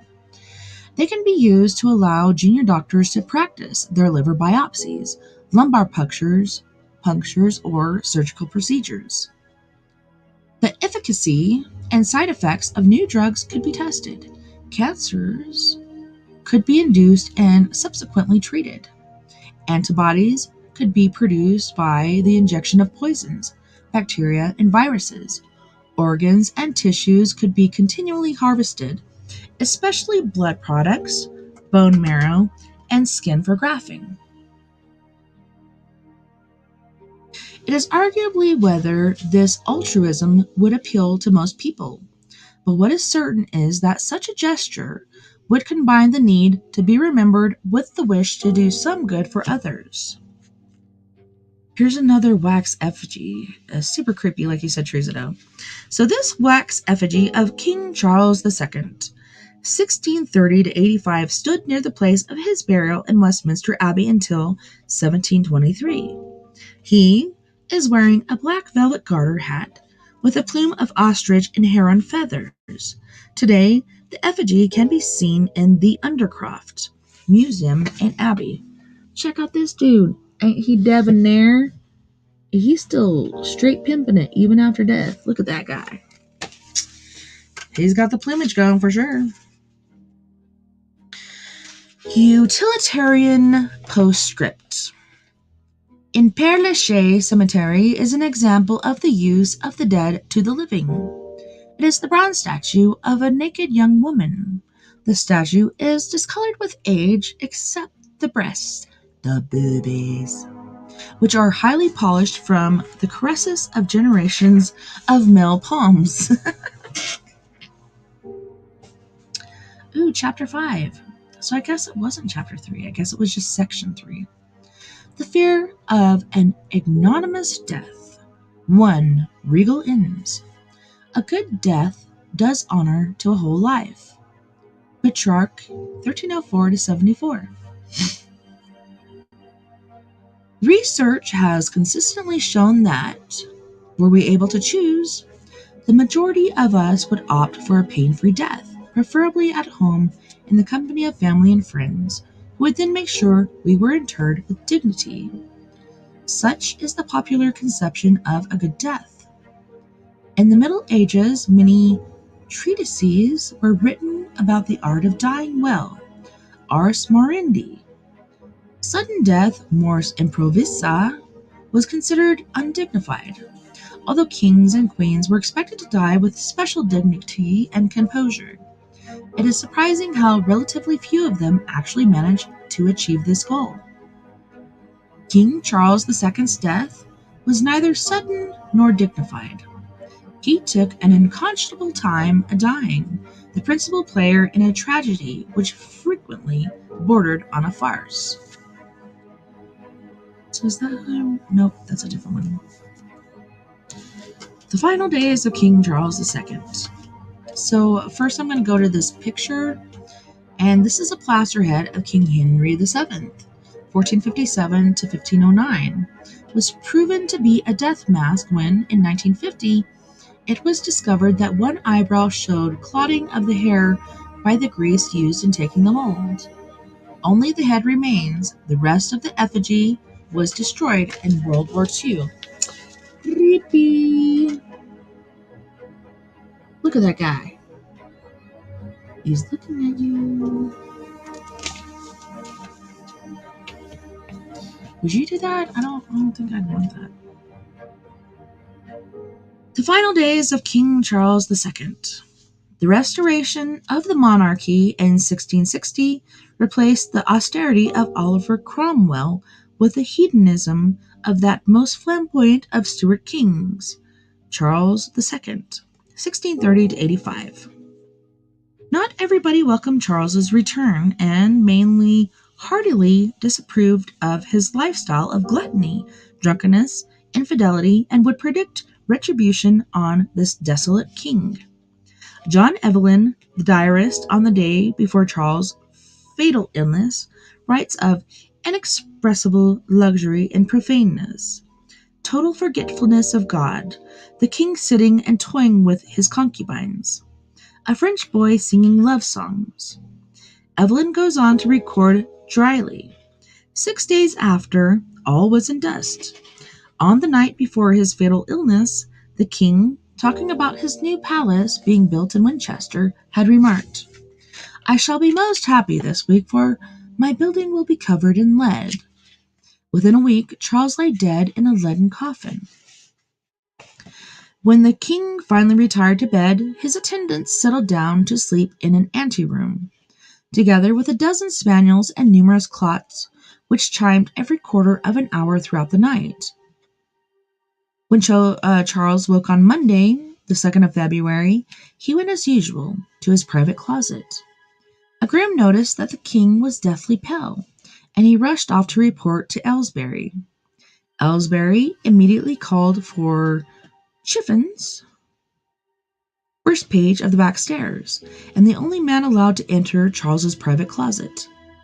Eventually, the king was persuaded out of the closet. He remained pale and mute. It was obvious to all that something was very wrong, but everyone was at a loss as what to do. Suddenly Charles had a violent convulsion, and with a cry fell into the arms of Aylesbury. The first decision was whether to bleed the king. If, as was suspected, he had suffered an apoplectic fit, the orthodoxy of the times prescribed immediate bloodletting. Yes, break out the leeches. 16 ounces of blood were taken from Charles's right arm. Attendants held the king's mouth forcibly open to prevent him from biting his tongue should the convulsions recur. The bloodletting had an immediate beneficial effect, and soon the physicians were plying the king with other remedies popular at the time. More blood was removed by means of deep scarification. A strong antimonal emetic was given to induce vomiting, followed by zinc sulfur. A powerful purge was administered. The king's head was shaved, and blistering preparations were applied to the scalp. Even red-hot cautery was got ready. It was then that Charles was moved into a bed from which he never again arose. Doctors were summoned, and subsequently there were rarely fewer than 12 physicians in attendance. Charles's death is one of the best recorded in history, since there were always doctors, clergymen, ambassadors, and relatives milling around his bed, many of whom left detailed descriptions of the scene. Soon the king was out of immediate danger and was able to tell the assembled dignitaries that when he awoke, he had felt unwell and had gone to the closet to get some king's drops, a volatile extract of bone. The doctors then began to confer on the best way to proceed. It was an unwritten rule that their decisions should appear unanimous. Oh, nighty night, love and light, Jim. I hope you have a good evening's sleep. Happy Easter once more. It was good to see you in here.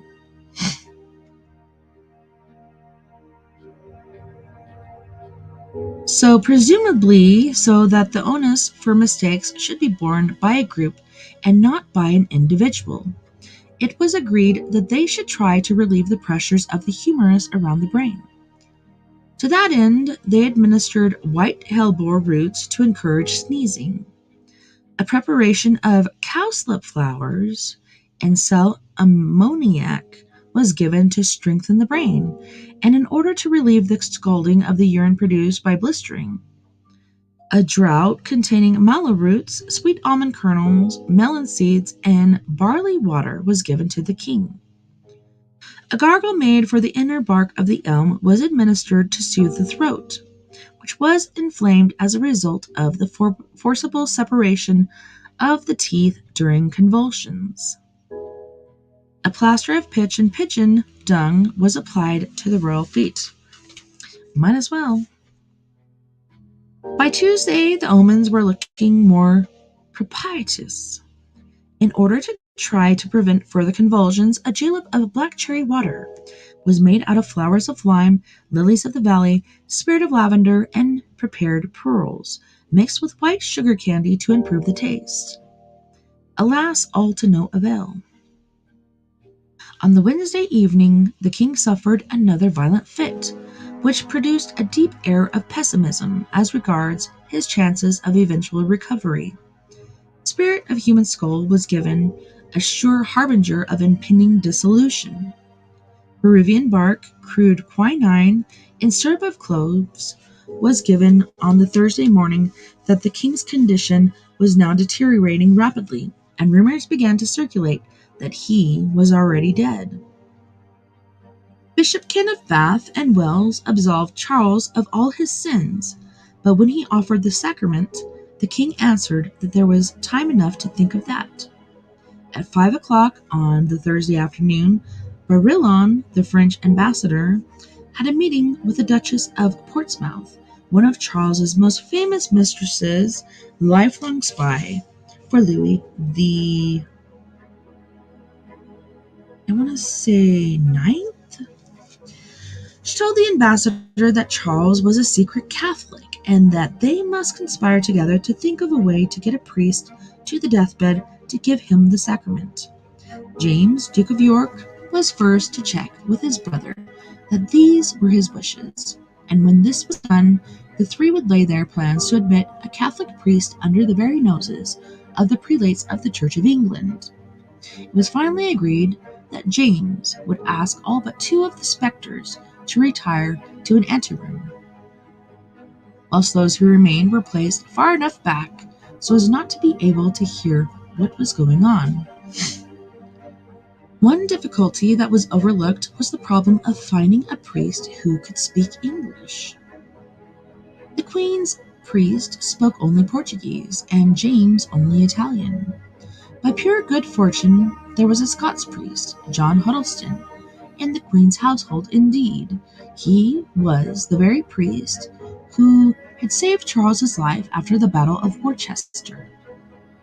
After the withdrawal of the doctors, clergy, and politicians, Huddleston, disguised in a wig and cassock, gained entry into the king's bedroom by the back staircase. Charles immediately recognized him. "You that saved my body has now come to save my soul."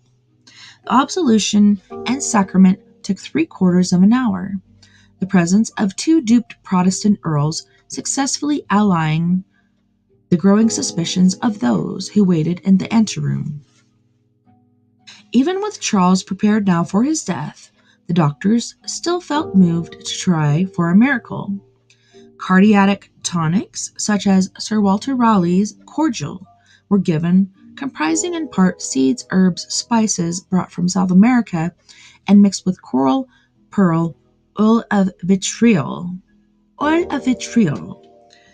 Parsthum, ambergris, musk, and sugar, followed by go, stone, and a draught of broth. More quinine bark, yet more salt stomach of the eastern goat, bezoar stone, a sort of gallstone from the stomach of the eastern goat, widely used as an antidote to poison. Charles submitted to this medicinal onslaught with resignation and good humor, apologizing to the company for taking so long to die. He continued politely to refuse Bishop Ken's urgings to take the sacrament. At 6 o'clock on the Friday morning of the 6th of February, the king had the curtains drawn back to enable him to watch the sunrise for the last time. He asked that the 8-day clock be wound. At 7 a.m., he became suddenly breathless and was bled to 12 ounces and given further cardiotonics. Mercifully, he died just before noon. He was buried at night without any manner of pomp, and soon forgotten, after all his vanity. His effigy can still be seen in the Undercroft Museum in Westminster Abbey. Thus reposes one of the most popular and less deserving of the monarchs. So I think that's the guy in the feathers. Or is it this guy? King Henry. Anywho's, on that note, boys and girls. Oh my gosh, you hear that pooch? It is time. Yeah, eek! It is time for our second break. So on this break, once more, we have Miss Mia Savage with her group Antidote for Savages. She will be singing one of my favorites, Bury Me in Heaven, as well as Not a Phase and Singing to Your Grave. You guys, I think there's one more. Yep, and the bottom line, there it is. You guys don't go anywhere. We'll be right back after this music break.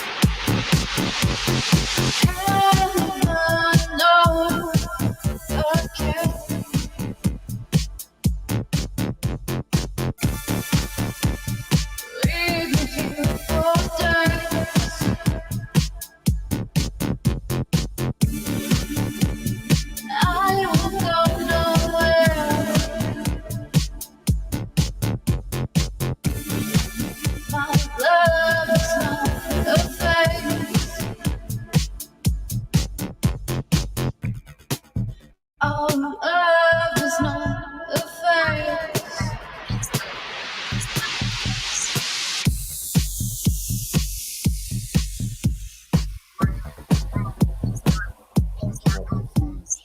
Run away with me tomorrow.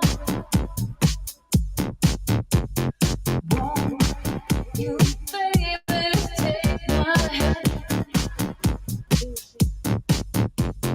You're not feeling this for nothing. Let me help you understand. Heaven knows I care.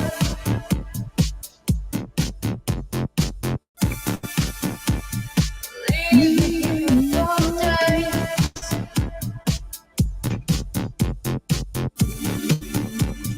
I don't know where my love is not a phase. This love is not a phase.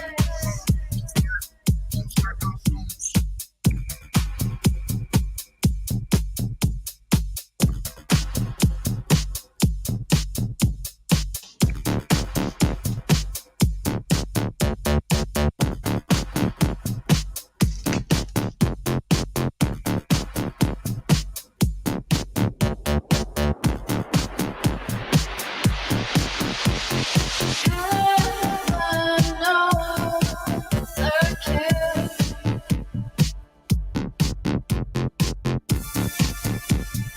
Leave me here for days.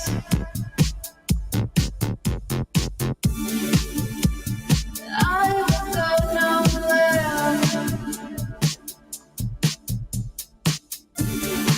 my love is not a phase. This love is not a phase.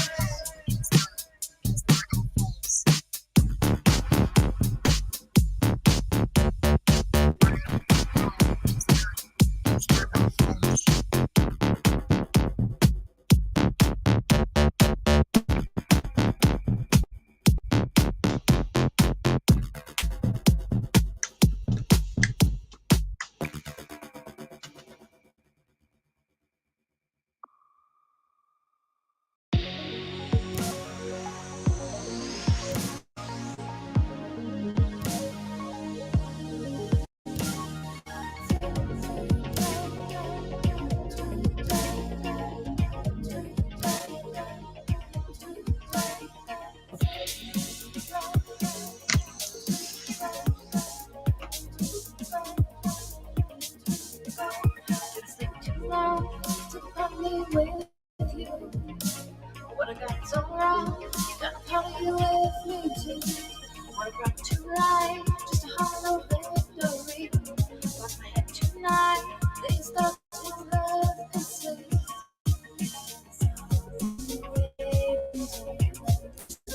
Sunday, yeah.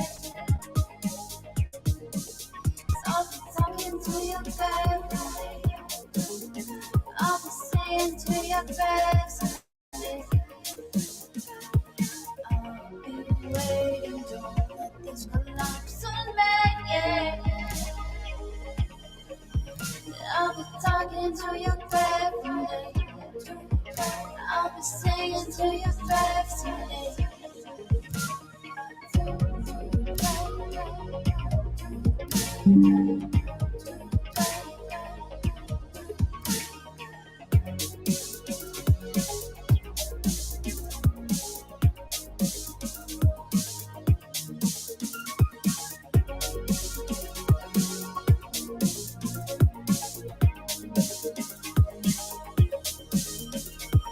giving up, it's just another game you play. Have you had enough of all the silly things I say? Take it a bit long, but I'll always be here for you. Find another one, they'll never feel like I do. So I'll be waiting Don't let this collapse on me. I'll be talking to your face tonight. I'll be saying to your face I'll be waiting. Don't let this collapse on me. I'll be talking to your face tonight. I'll be saying to your face tonight.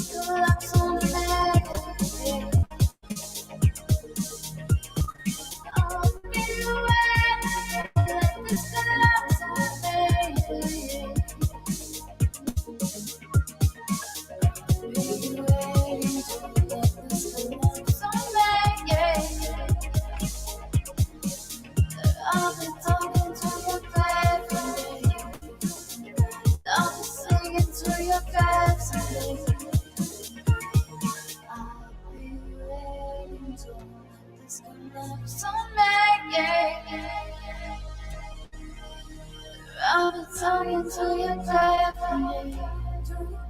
I'll be singing to your face tonight.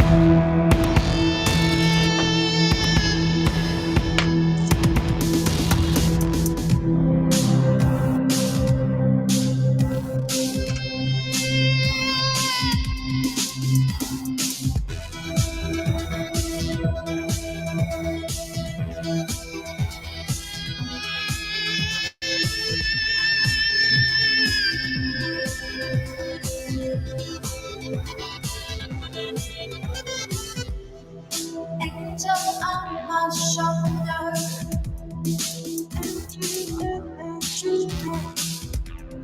Devil in my bed.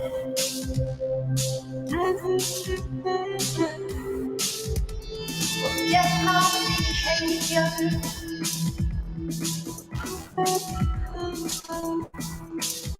Didn't mean what I said.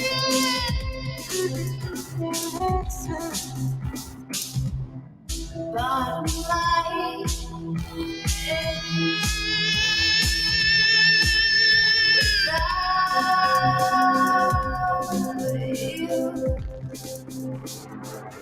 I'm torn and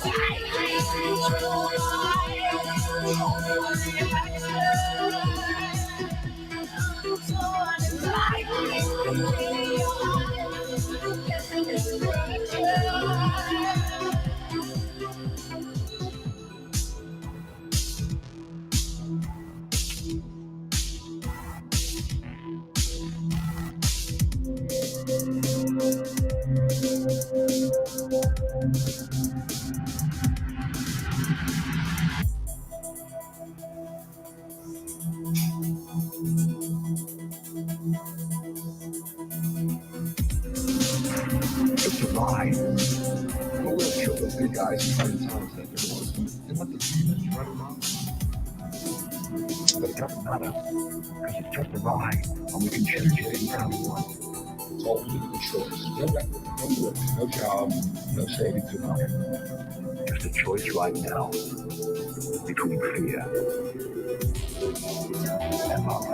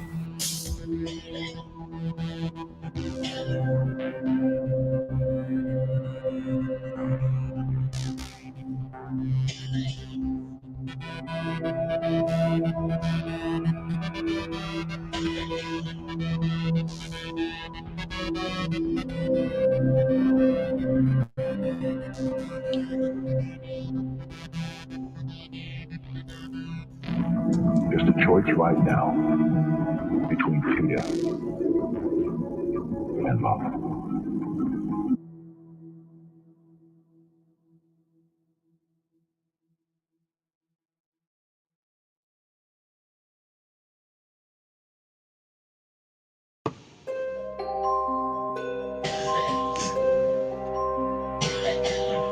Goodness gracious, I swear to God. Tell the kids to be quiet, but you're hacking up a lung.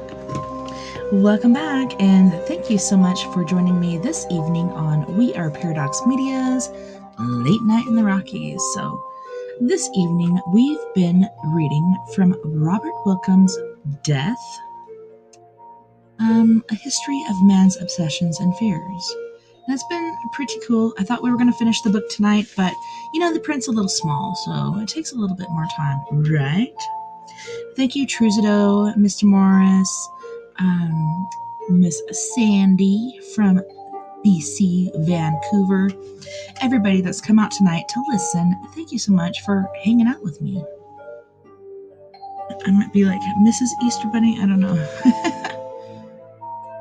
But for the third hour, we shall commence with Reddit Ghost Stories. You guys ready for this? So this one is called Shadows and Lights, and it's from you/Tristan P911. Around 2 months ago, I started watching abandoned exploration videos and started noticing weird noises at night, but brushed it off and said it was the videos playing tricks on me. But more recently, I stopped watching those videos and still kept hearing them. But after a while, I kept seeing a shadowing at the corner of my doorframe that looked human the first night I saw it. It kept peering over and disappearing, but on day 6, on the day of 6, or the 6th day of it, it stopped disappearing even more recently. I stared, watching a YouTuber who reacts to scary things, and now my LED lights that keep my room lit have started to turn off every time the videos say anything from the disturbing videos that say things like, "I'm in your walls," and other things like that. I've started to not like staying up late anymore, and at every chance, I close my door.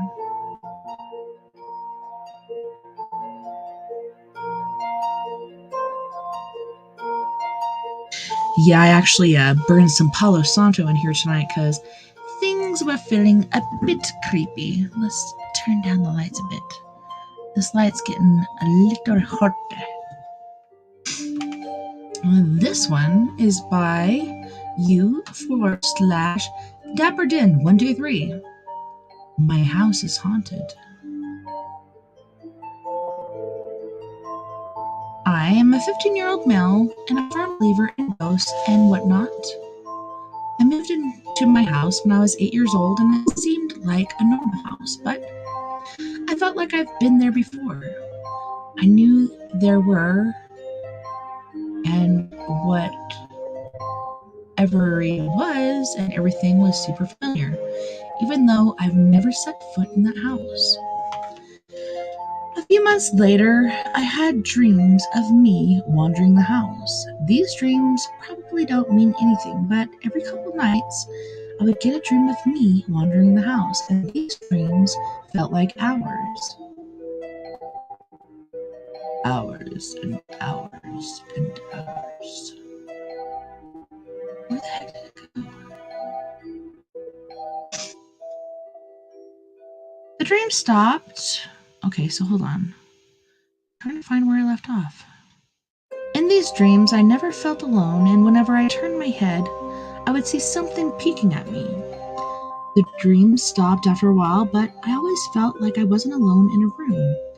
My dog would bark at corners in the house, and my older sister claimed to feel something living in her room. Nothing really happened in the house until a couple years ago. When I was 13, I always thought I heard whispering whenever I was alone in the house. I've always been paranoid, so I thought it was just in my head. Then I saw shadows. When no one was around, objects like balls would roll on their own. I thought it was just the wind moving them, but the dogs would come up and bark at something next to the ball. Other objects would be in a different place, like a stuffed animal or a TV remote. I also heard running and footsteps sometimes, always running to my location in the house. I would try and tell my family about all this stuff, but only my older sister believed me.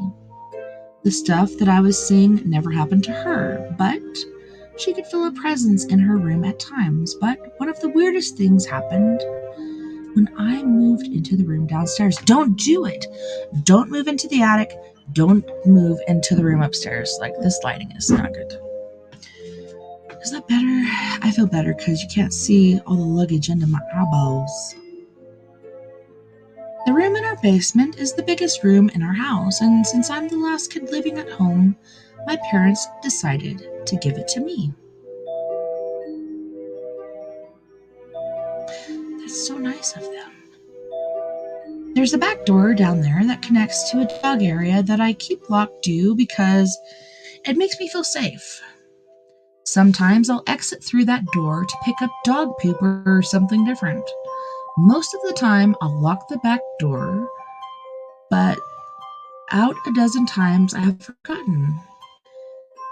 When I do forget to lock the door, I'm getting ready to go to sleep. I'll hear this sort of tapping. The tapping only happens when the door is unlocked. At first, the tapping sounds like it's outside, but when I get up and go to the door to investigate, It sounds like the tapping is coming from somewhere else. When I lock the door, the tapping stops immediately. I don't know if this is some reminder telling me to lock the door or something else entirely. Keep in mind, most of this stuff happens when I'm all alone. It only happens to me, and if I am with someone and I hear whispers or footsteps, nobody else can hear it. I don't know if this is a friendly ghost or something malicious, but it hasn't hurt anyone. But if it is, either it's targeting me since I'm the only one who this happens to, or something else is going on. I think this house is also fairly new and has had only one other family. No one in that family died. My sister says it could be the ghost of my biological dad. I'm adopted and he passed away when I was a baby, but I don't think it's him. Makes me wonder. Do you guys like my seashell earrings? My girl Tassie gave these to me. She's like, you want these? They're kind of too big for my face. And I'm like, well, I got a big head, so I could totally wear these. I like it, like the blue and pink and everything.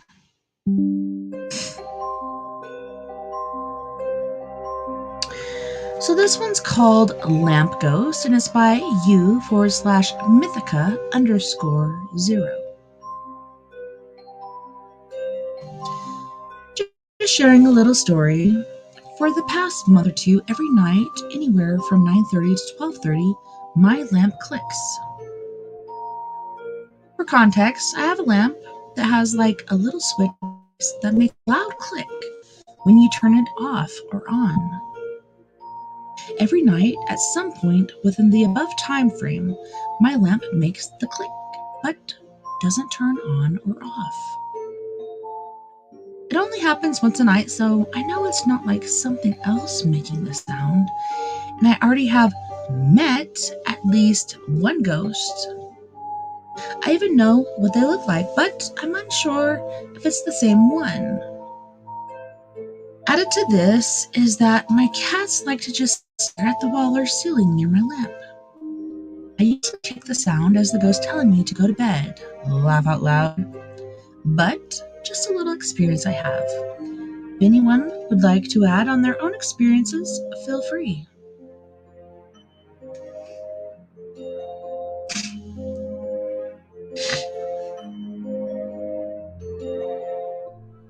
This one is by u/infamous-benefit7825.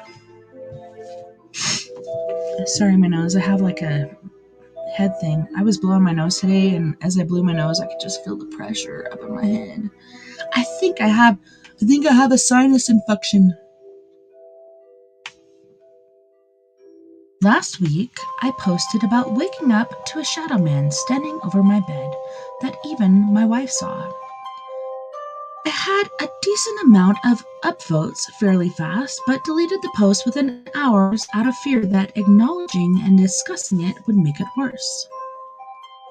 2 days after I made the initial post, we had two more unusual experiences.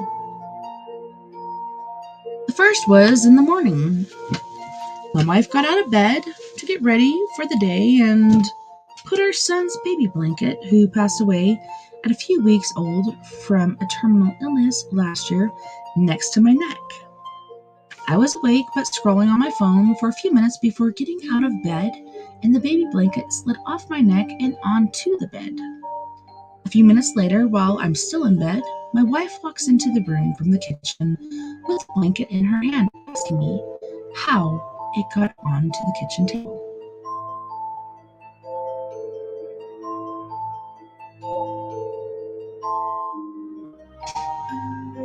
It wasn't possible for either of us to have done it, as she left the blanket with me and left the room, and I never got out of bed. It teleported somehow, but he just said he got out of bed. Let me go back. Scrolling my phone. Before getting out of bed, it slid off. Then it went into the kitchen. Okay. So the second was when we got home from therapy that night, where we met with other parents who have lost a child. We walked in the house and a flashlight was in the middle of the kitchen floor, turned on and pointed at the ceiling. We were totally creeped out, but put it back in its drawer and went on with our night. Tonight, I just finished cleaning the garage, walk in the house and up the stairs into the kitchen. I look in the fridge for a quick bite to eat, then look over at the wall next to the stairs, and I saw the Shadow Man in the exact spot he was in my dream before I woke up to him in my bedroom the other night. The only thing is, it was my own shadow cast on the wall, and this shadow can only occur because the light above the stairs just burned out. And it will only be there when just the light above our sink is on. Really creeped me out when I realized this and the hair stood up on the back of my neck. Kind of wondering if the Shadow Man could be me from the future trying to tell me something, kind of like a movie like Interstellar. We've had many experiences, but one we had a year ago sticks out right now. I was in the basement having a few drinks with a couple friends, and the light above our bar switched off.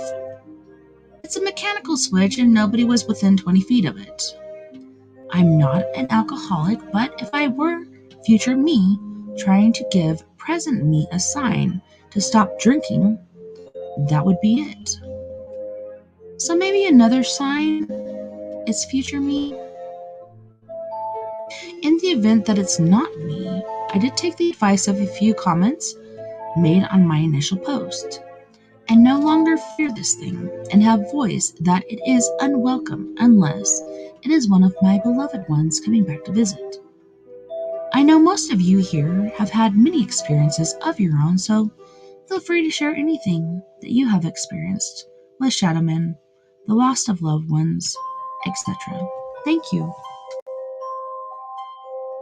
And that's the main thing, like, as far as the Shadow Man goes, you can't fear him because that's what he feeds off of, so don't do it. Don't do it.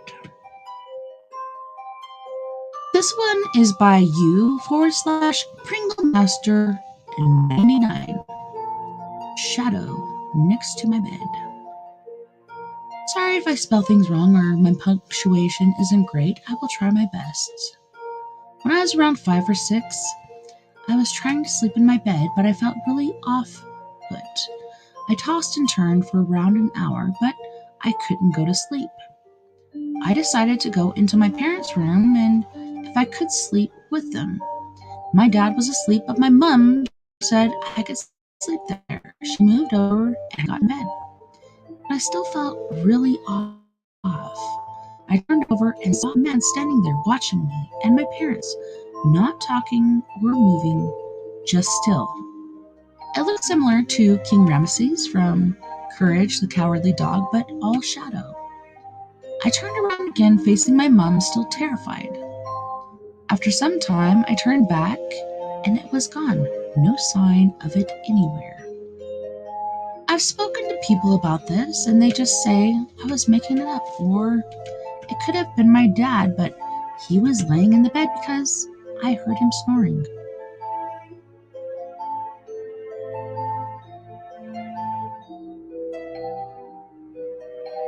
This one is by you/Hypeman111.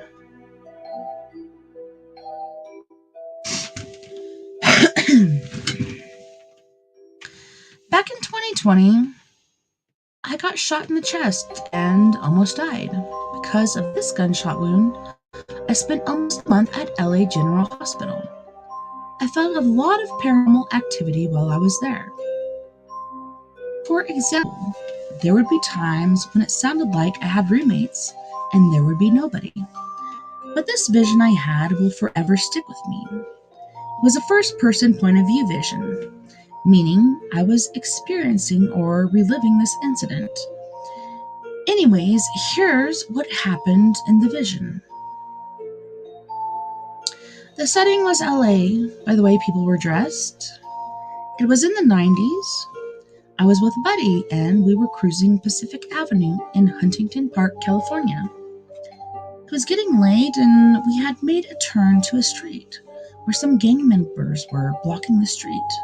They saw we didn't belong there and they started shooting into the car. I got hit on the top of my head as we were escaping. I touched the top of my head and I felt a broken skull slash a hole. I started crying and telling the person driving to take me to the hospital. I died before we could make it to the hospital. This vision felt real, just as if I had lived it. And this happened while I was awake. Anyone ever had visions like this? Ooh, it's resetting me. But I have heard stories like this. And so people who die or have near-death experiences or die for a few moments or whatnot, when they come back, a lot of times there's something attached to them. So I don't know.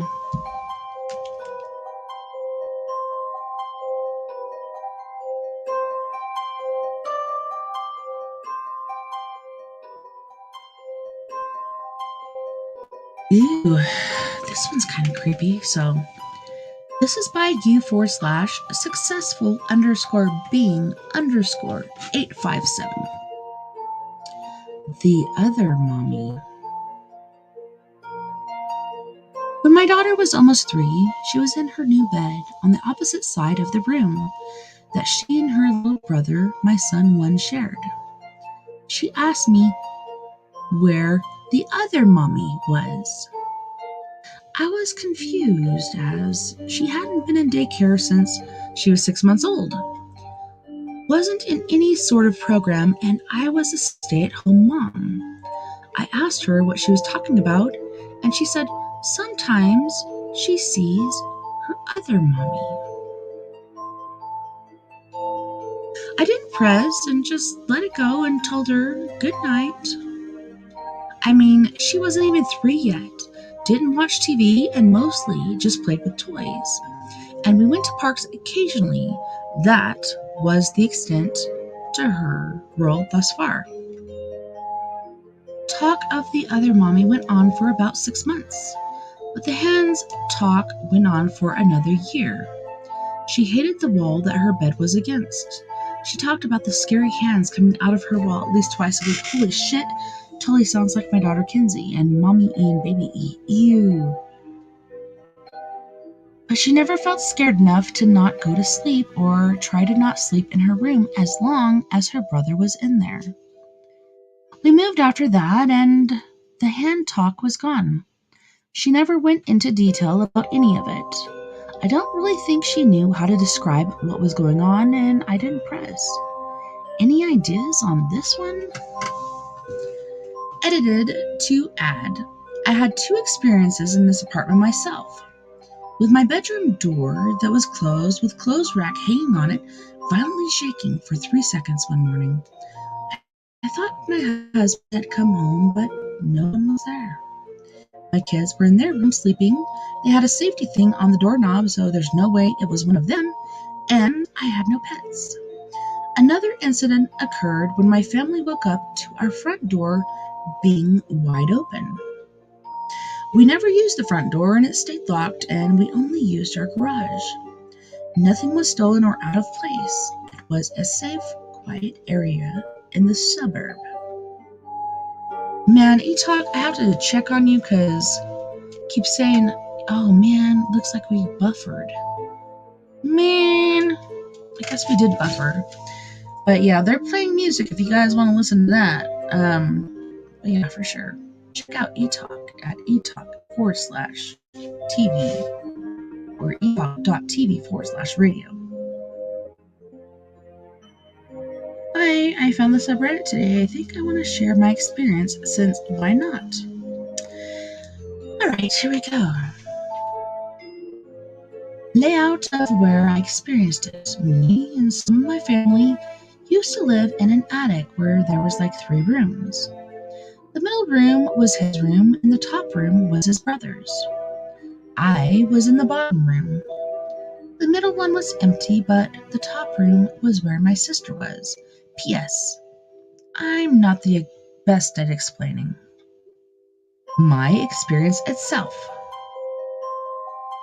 During the night, I saw a dark figure with long hair and long fingers. He was walking in circles in a weird way, and later during the night, I saw him peeking in my sister's room. That was the only time I saw the dude. I thought it was fake until I learned a psychic saw the same thing, and my grandma saw the same guy, and it turns out it was a demon. We have a lot of creepy stories, but it's too much to say here. My uncle saw him too, but he was short and had long arms. The creepy stuff has died down a lot, thank goodness. Bum, bum, ba-dum. Super creepy. This one is by you/TwitchyPaper44. Ring/grudge apparition. As a kid, I had a few paranormal encounters that I thought significant, 2 of which included a black-eyed child that resembled the Ring Girl, or the Grudge, but has bangs and looked exactly like a friend I had in elementary school, only pale white and black eyes. First time I saw her, maybe 50 yards away in the rear view as my dad drove me away. Second time, she was in my room as I went to get something, on her knees on the opposite side of my bed. Anyway, I never paid much attention to it, and am not saying the next encounter was the same entity or related, but I've started wondering if they are. This one I know for a fact to be real. It was almost 3 years ago at 5 to 6 a.m. I was being nocturnal at the time, and me and my girlfriend were getting ready to go to sleep.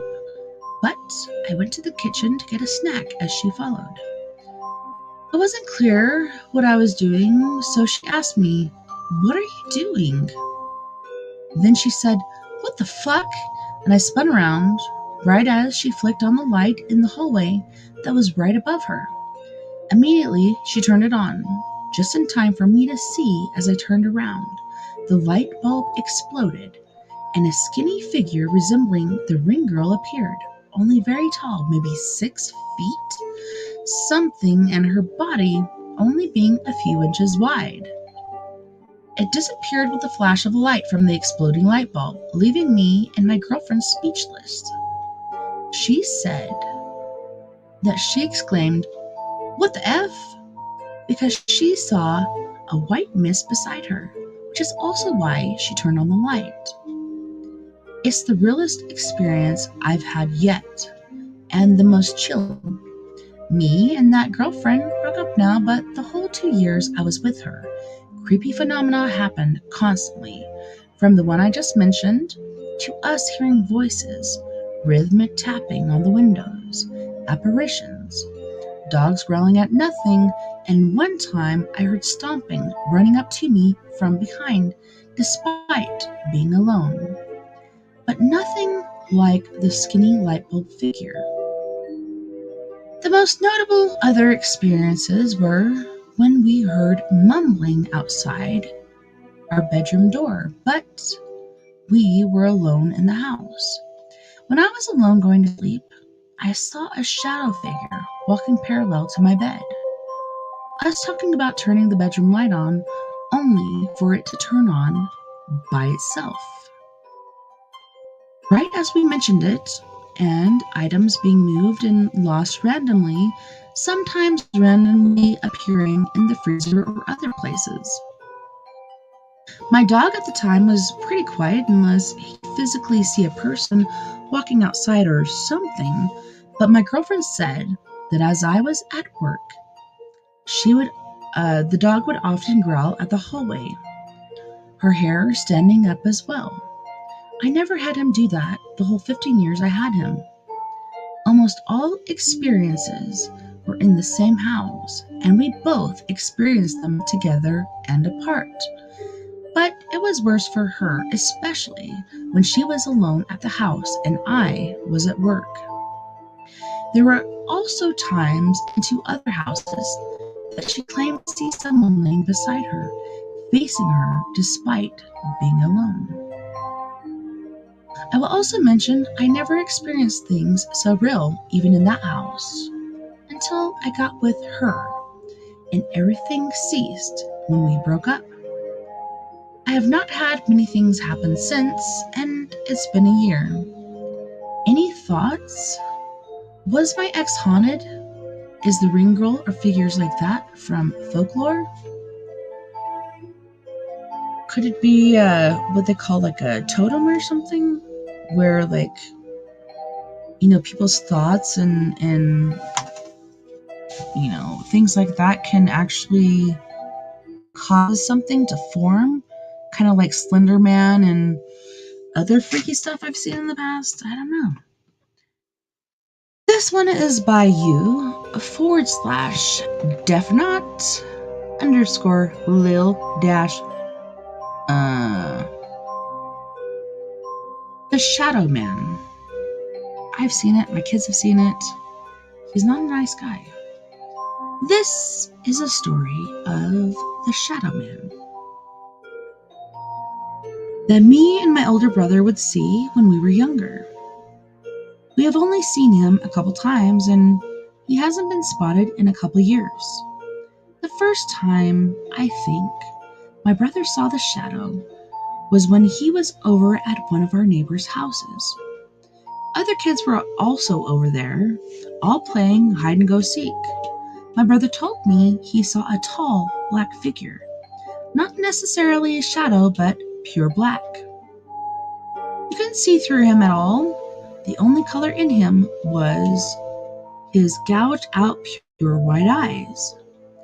My brother turned in fear, and the Shadow Man had disappeared. The next appearance of the Shadow Man was also spotted by my brother when he was riding his bike. The shadow appeared at the very center of the neighborhood. He was freaked out, crashed his bike into our car. The final sighting of the Shadow Man took place when me, 3 at the time, and my brother, 7 at the time, were playing on the playground set up in our backyard. My mother shouted for us to come inside, but before I went through the door, I turned to see the dark figure standing at the fence of my backyard. We asked why she wanted us to come inside, and she said she had saw the same thing. This is a true and terrifying story from my childhood. Bum, bum, bum.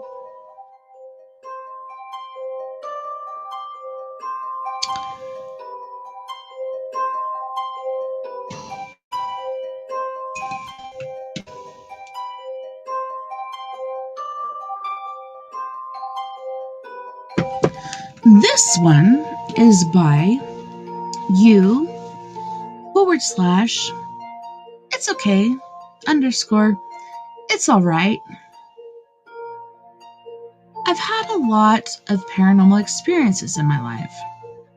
I'd like to post some as a way to document it and share my personal experiences. Thank you for reading.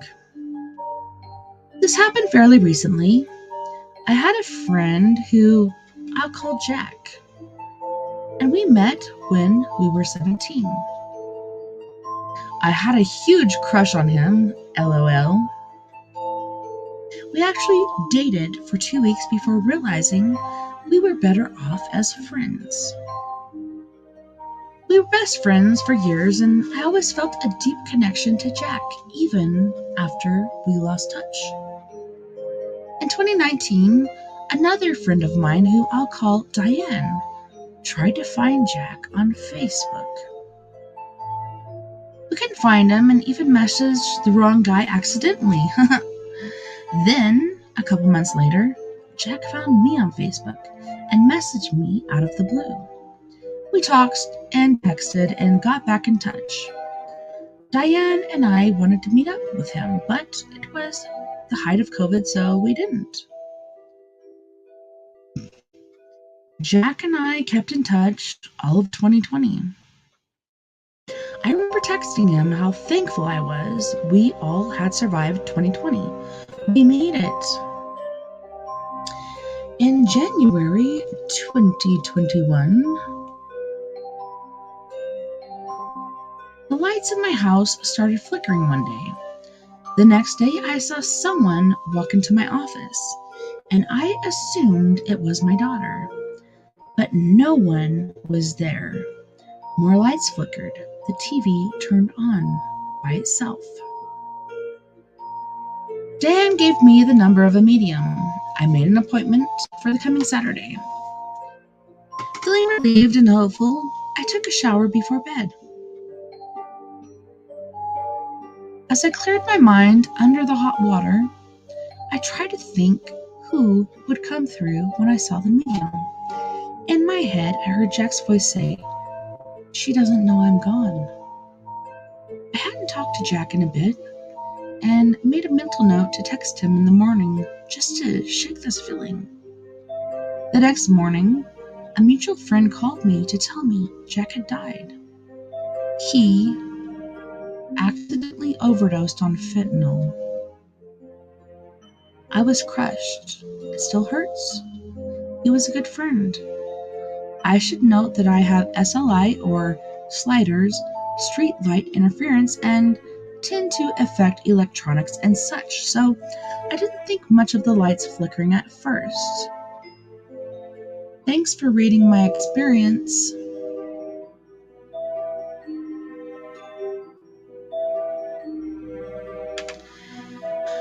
This one is by you/the ratty woman, using our voices.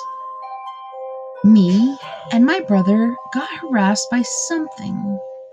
It keeps, hasn't for a while, using our voices to yell our names at us. Random information. It only happens at night and has only happened in one place. When it yells at my brother, I can't hear it, and when it yells at me, he can't hear it. It only acts up when it's behind us, and never says anything other than our names in the other voices. It uses my brother's voice to yell at me, and uses my voice to yell at my brother. We kind of got used to it. Before we absolutely shit ourselves and ran, but now we kind of just go, "Again? What the fuck, man?" and leave the area. What the F is this? So, okay, when I was, I'm going to say like 15 years old, I used to run. So I'd go to the store and people would say, "Hey, I'm going to run to the store." And I actually ran to the store. And I remember, like, in my peripherals or when I'd look behind me, I'd see shadow people. And then especially on my street, guess what? I grew up as a kid in elementary school and junior high on North Elm Street. Like, that's where Freddy Krueger is. But anyways, I'd be running to the store and running back, and I would hear somebody calling my name. And when I'd look behind me, I'd actually see shadow people like dodging into the bushes and stuff. So freaking weird.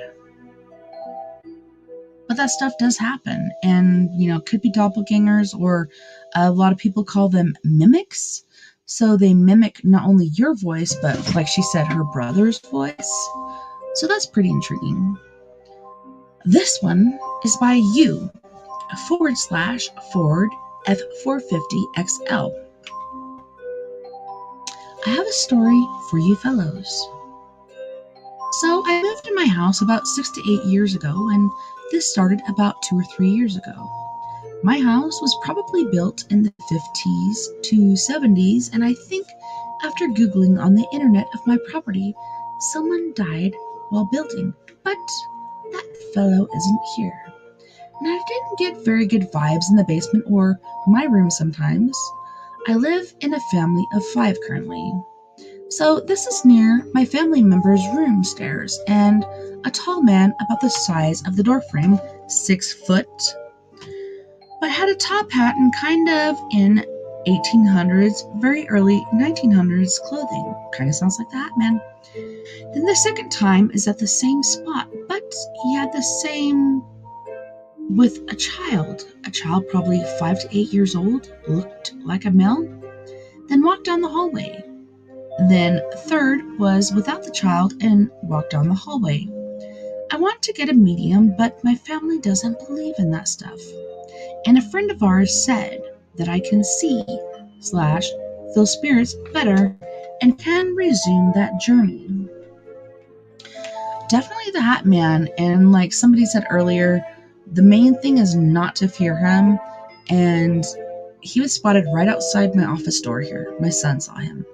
And then that very same night, he showed up at my daughter's house. So that's pretty crazy. And he also has things I call minions. So like souls that he has captured that he uses to harass and torment people, even though they don't want to. They still do it because he's captured their soul and he's kind of like in charge of them. Pretty creepy. Anyways, let's continue. You / reading OK 4307. I need a spirit medium. My house is haunted and I've been having this issue for a couple years. Recently, something happened and everything changed. It's gotten very real and energy is dark. I'm looking for a medium that can come to my house and really tell me what is happening or what is here and what I need to do. So, if anybody has experienced something like this or knows anyone that can help, I'm all ears. And the funny thing about going back to the Shadow Man or the Hat Man, he was wearing like, the trench coat and the hat. And it wasn't, okay, so this house that they lived in was actually like an old Catholic church. And it wasn't until one night they're all partying, drinking like Crown Royal Apple. I don't know if you've had that. It's kind of yummy, but I don't really like sweet liqueurs. But it's not bad for a sweet one. Like I can hang. But they went up into the attic, and when they went up there, they found a ton of cassettes. They found a Bible. They also found a satanic Bible. And they found some rocks that kind of looked like lava rocks, but more like bubbly. So I think it's kind of like a lava rock, but kind of like more onyx or something like that. Pretty weird. But yeah, it was crazy. Like the same night my son saw it, he disappeared. I think he was here looking, and he showed up over at their house and he was fucking chasing her around. And I swear to God, I saw him and then I saw a little minion dude. And this guy was like a lost soul that he had picked up to like do his bidding. And this guy, you could tell, like, he didn't have a lot of hair and he didn't have any clothes on. And he was just kind of hunched over, and you can tell, like, he's kind of like a whipped dog, and he wanted to do something different. He didn't want to harass my daughter, but yeah, every time I'd go towards the Hat Man, like, he'd either go up into the ceiling or he'd go down into the floor, and the little minion dude would just kind of hide and cower in the corner. But this guy actually does exist.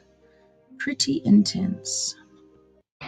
So on that note, boys and girls, thank you so much for hanging out with me tonight on We Are Paradox Media's Late Night in the Rockies. It was a pleasure reading to you and seeing your comments and just seeing you guys pop in and out. Hopefully you'll come in later and just actually catch the show, because it's been a pretty good show, I must say. And I got my guy Truzado in here, and he said it all sounds good, so better recognize. And thank you to all of our friends on We Are Paradox Media's Facebook, Twitter, Twitch, Keeping All Radio, Spreaker, iHeartRadio, and wherever else beyond the Omniverse you've been listening tonight. I had a wonderful time this evening, and I can't wait to do it again. I want to say next weekend, but for the next 2 weekends, I'm going to be on a cruise to Mexico. So I'm going to pick my 4 favorite shows and do those as replays. I hope you guys enjoy them. I'm really going to miss you. But I'll be back, and we'll be back with a vengeance, I believe the 29th and 30th. So we'll do the Paradox Paranormal Forum, and then we'll do story time once again. So we'll complete this book and begin the new one, which is the world's 100 greatest mysteries. So that's going to be cool. Don't forget, you guys, we are all in this together. Together, we can make the world a little better. And together, my friends, we are Paradox Media, because without you, there is no us. For sure. We ain't just doing this for ourselves. Until next time, nighty night, love and light. Take care of my yous, take care of each other, and please stay safe this week. And don't work too hard. See you back here, same batty time, same batty place.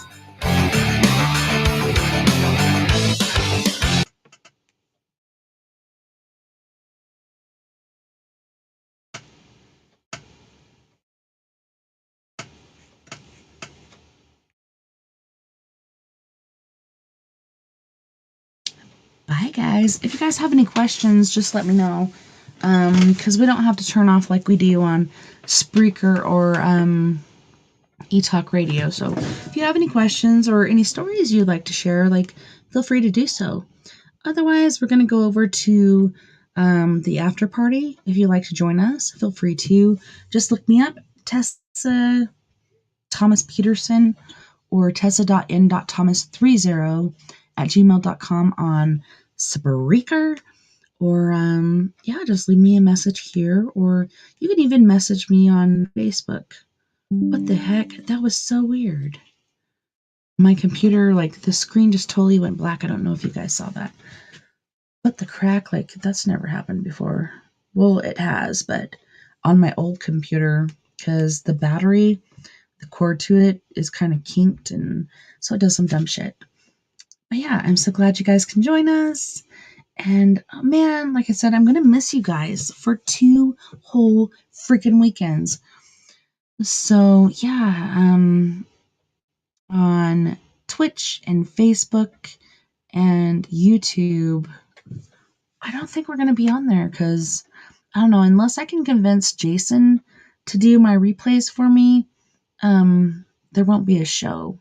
So it'll be a couple weeks, but like I said before, hope you guys had an awesome Easter. Thank you so much for tuning in. Truzido, Sister Sandra, Mr. Morris, Scotland's Edge. You're beautiful. Oh, William Moore. First one. So I think he was saying this was his first time tuning into the show. Oh no, he was the first one in the chat. That's what it was. Truzido, hello, bunny. But yeah, it was awesome having you guys. I hope you guys had an awesome Easter. I hope you guys ate a lot. I had the best, barbecued brisket. It was so good. And generally we do, the Hawaiian rolls, little sliders. But tonight we did just, a French roll that was sliced and layered, and it was so delicious. The deviled eggs were my favorite. I had one, and I stopped at that. Generally I would eat, 6.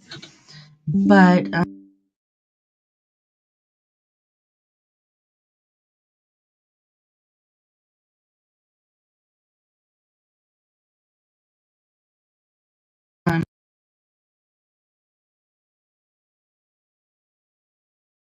mayonnaise, some brown mustard or spicy mustard, and some dill relish. And then some of the best eggs I had too, as far as deviled eggs, had sliced green olives on there. So good. But yeah, it was really good having those brisket sliders, and then there was barbecue chicken and deviled eggs, and I know my hubby, he bought some stuff for ham and cheese sliders, so that was really good. But I want to thank you guys again for coming out, partaking of the show.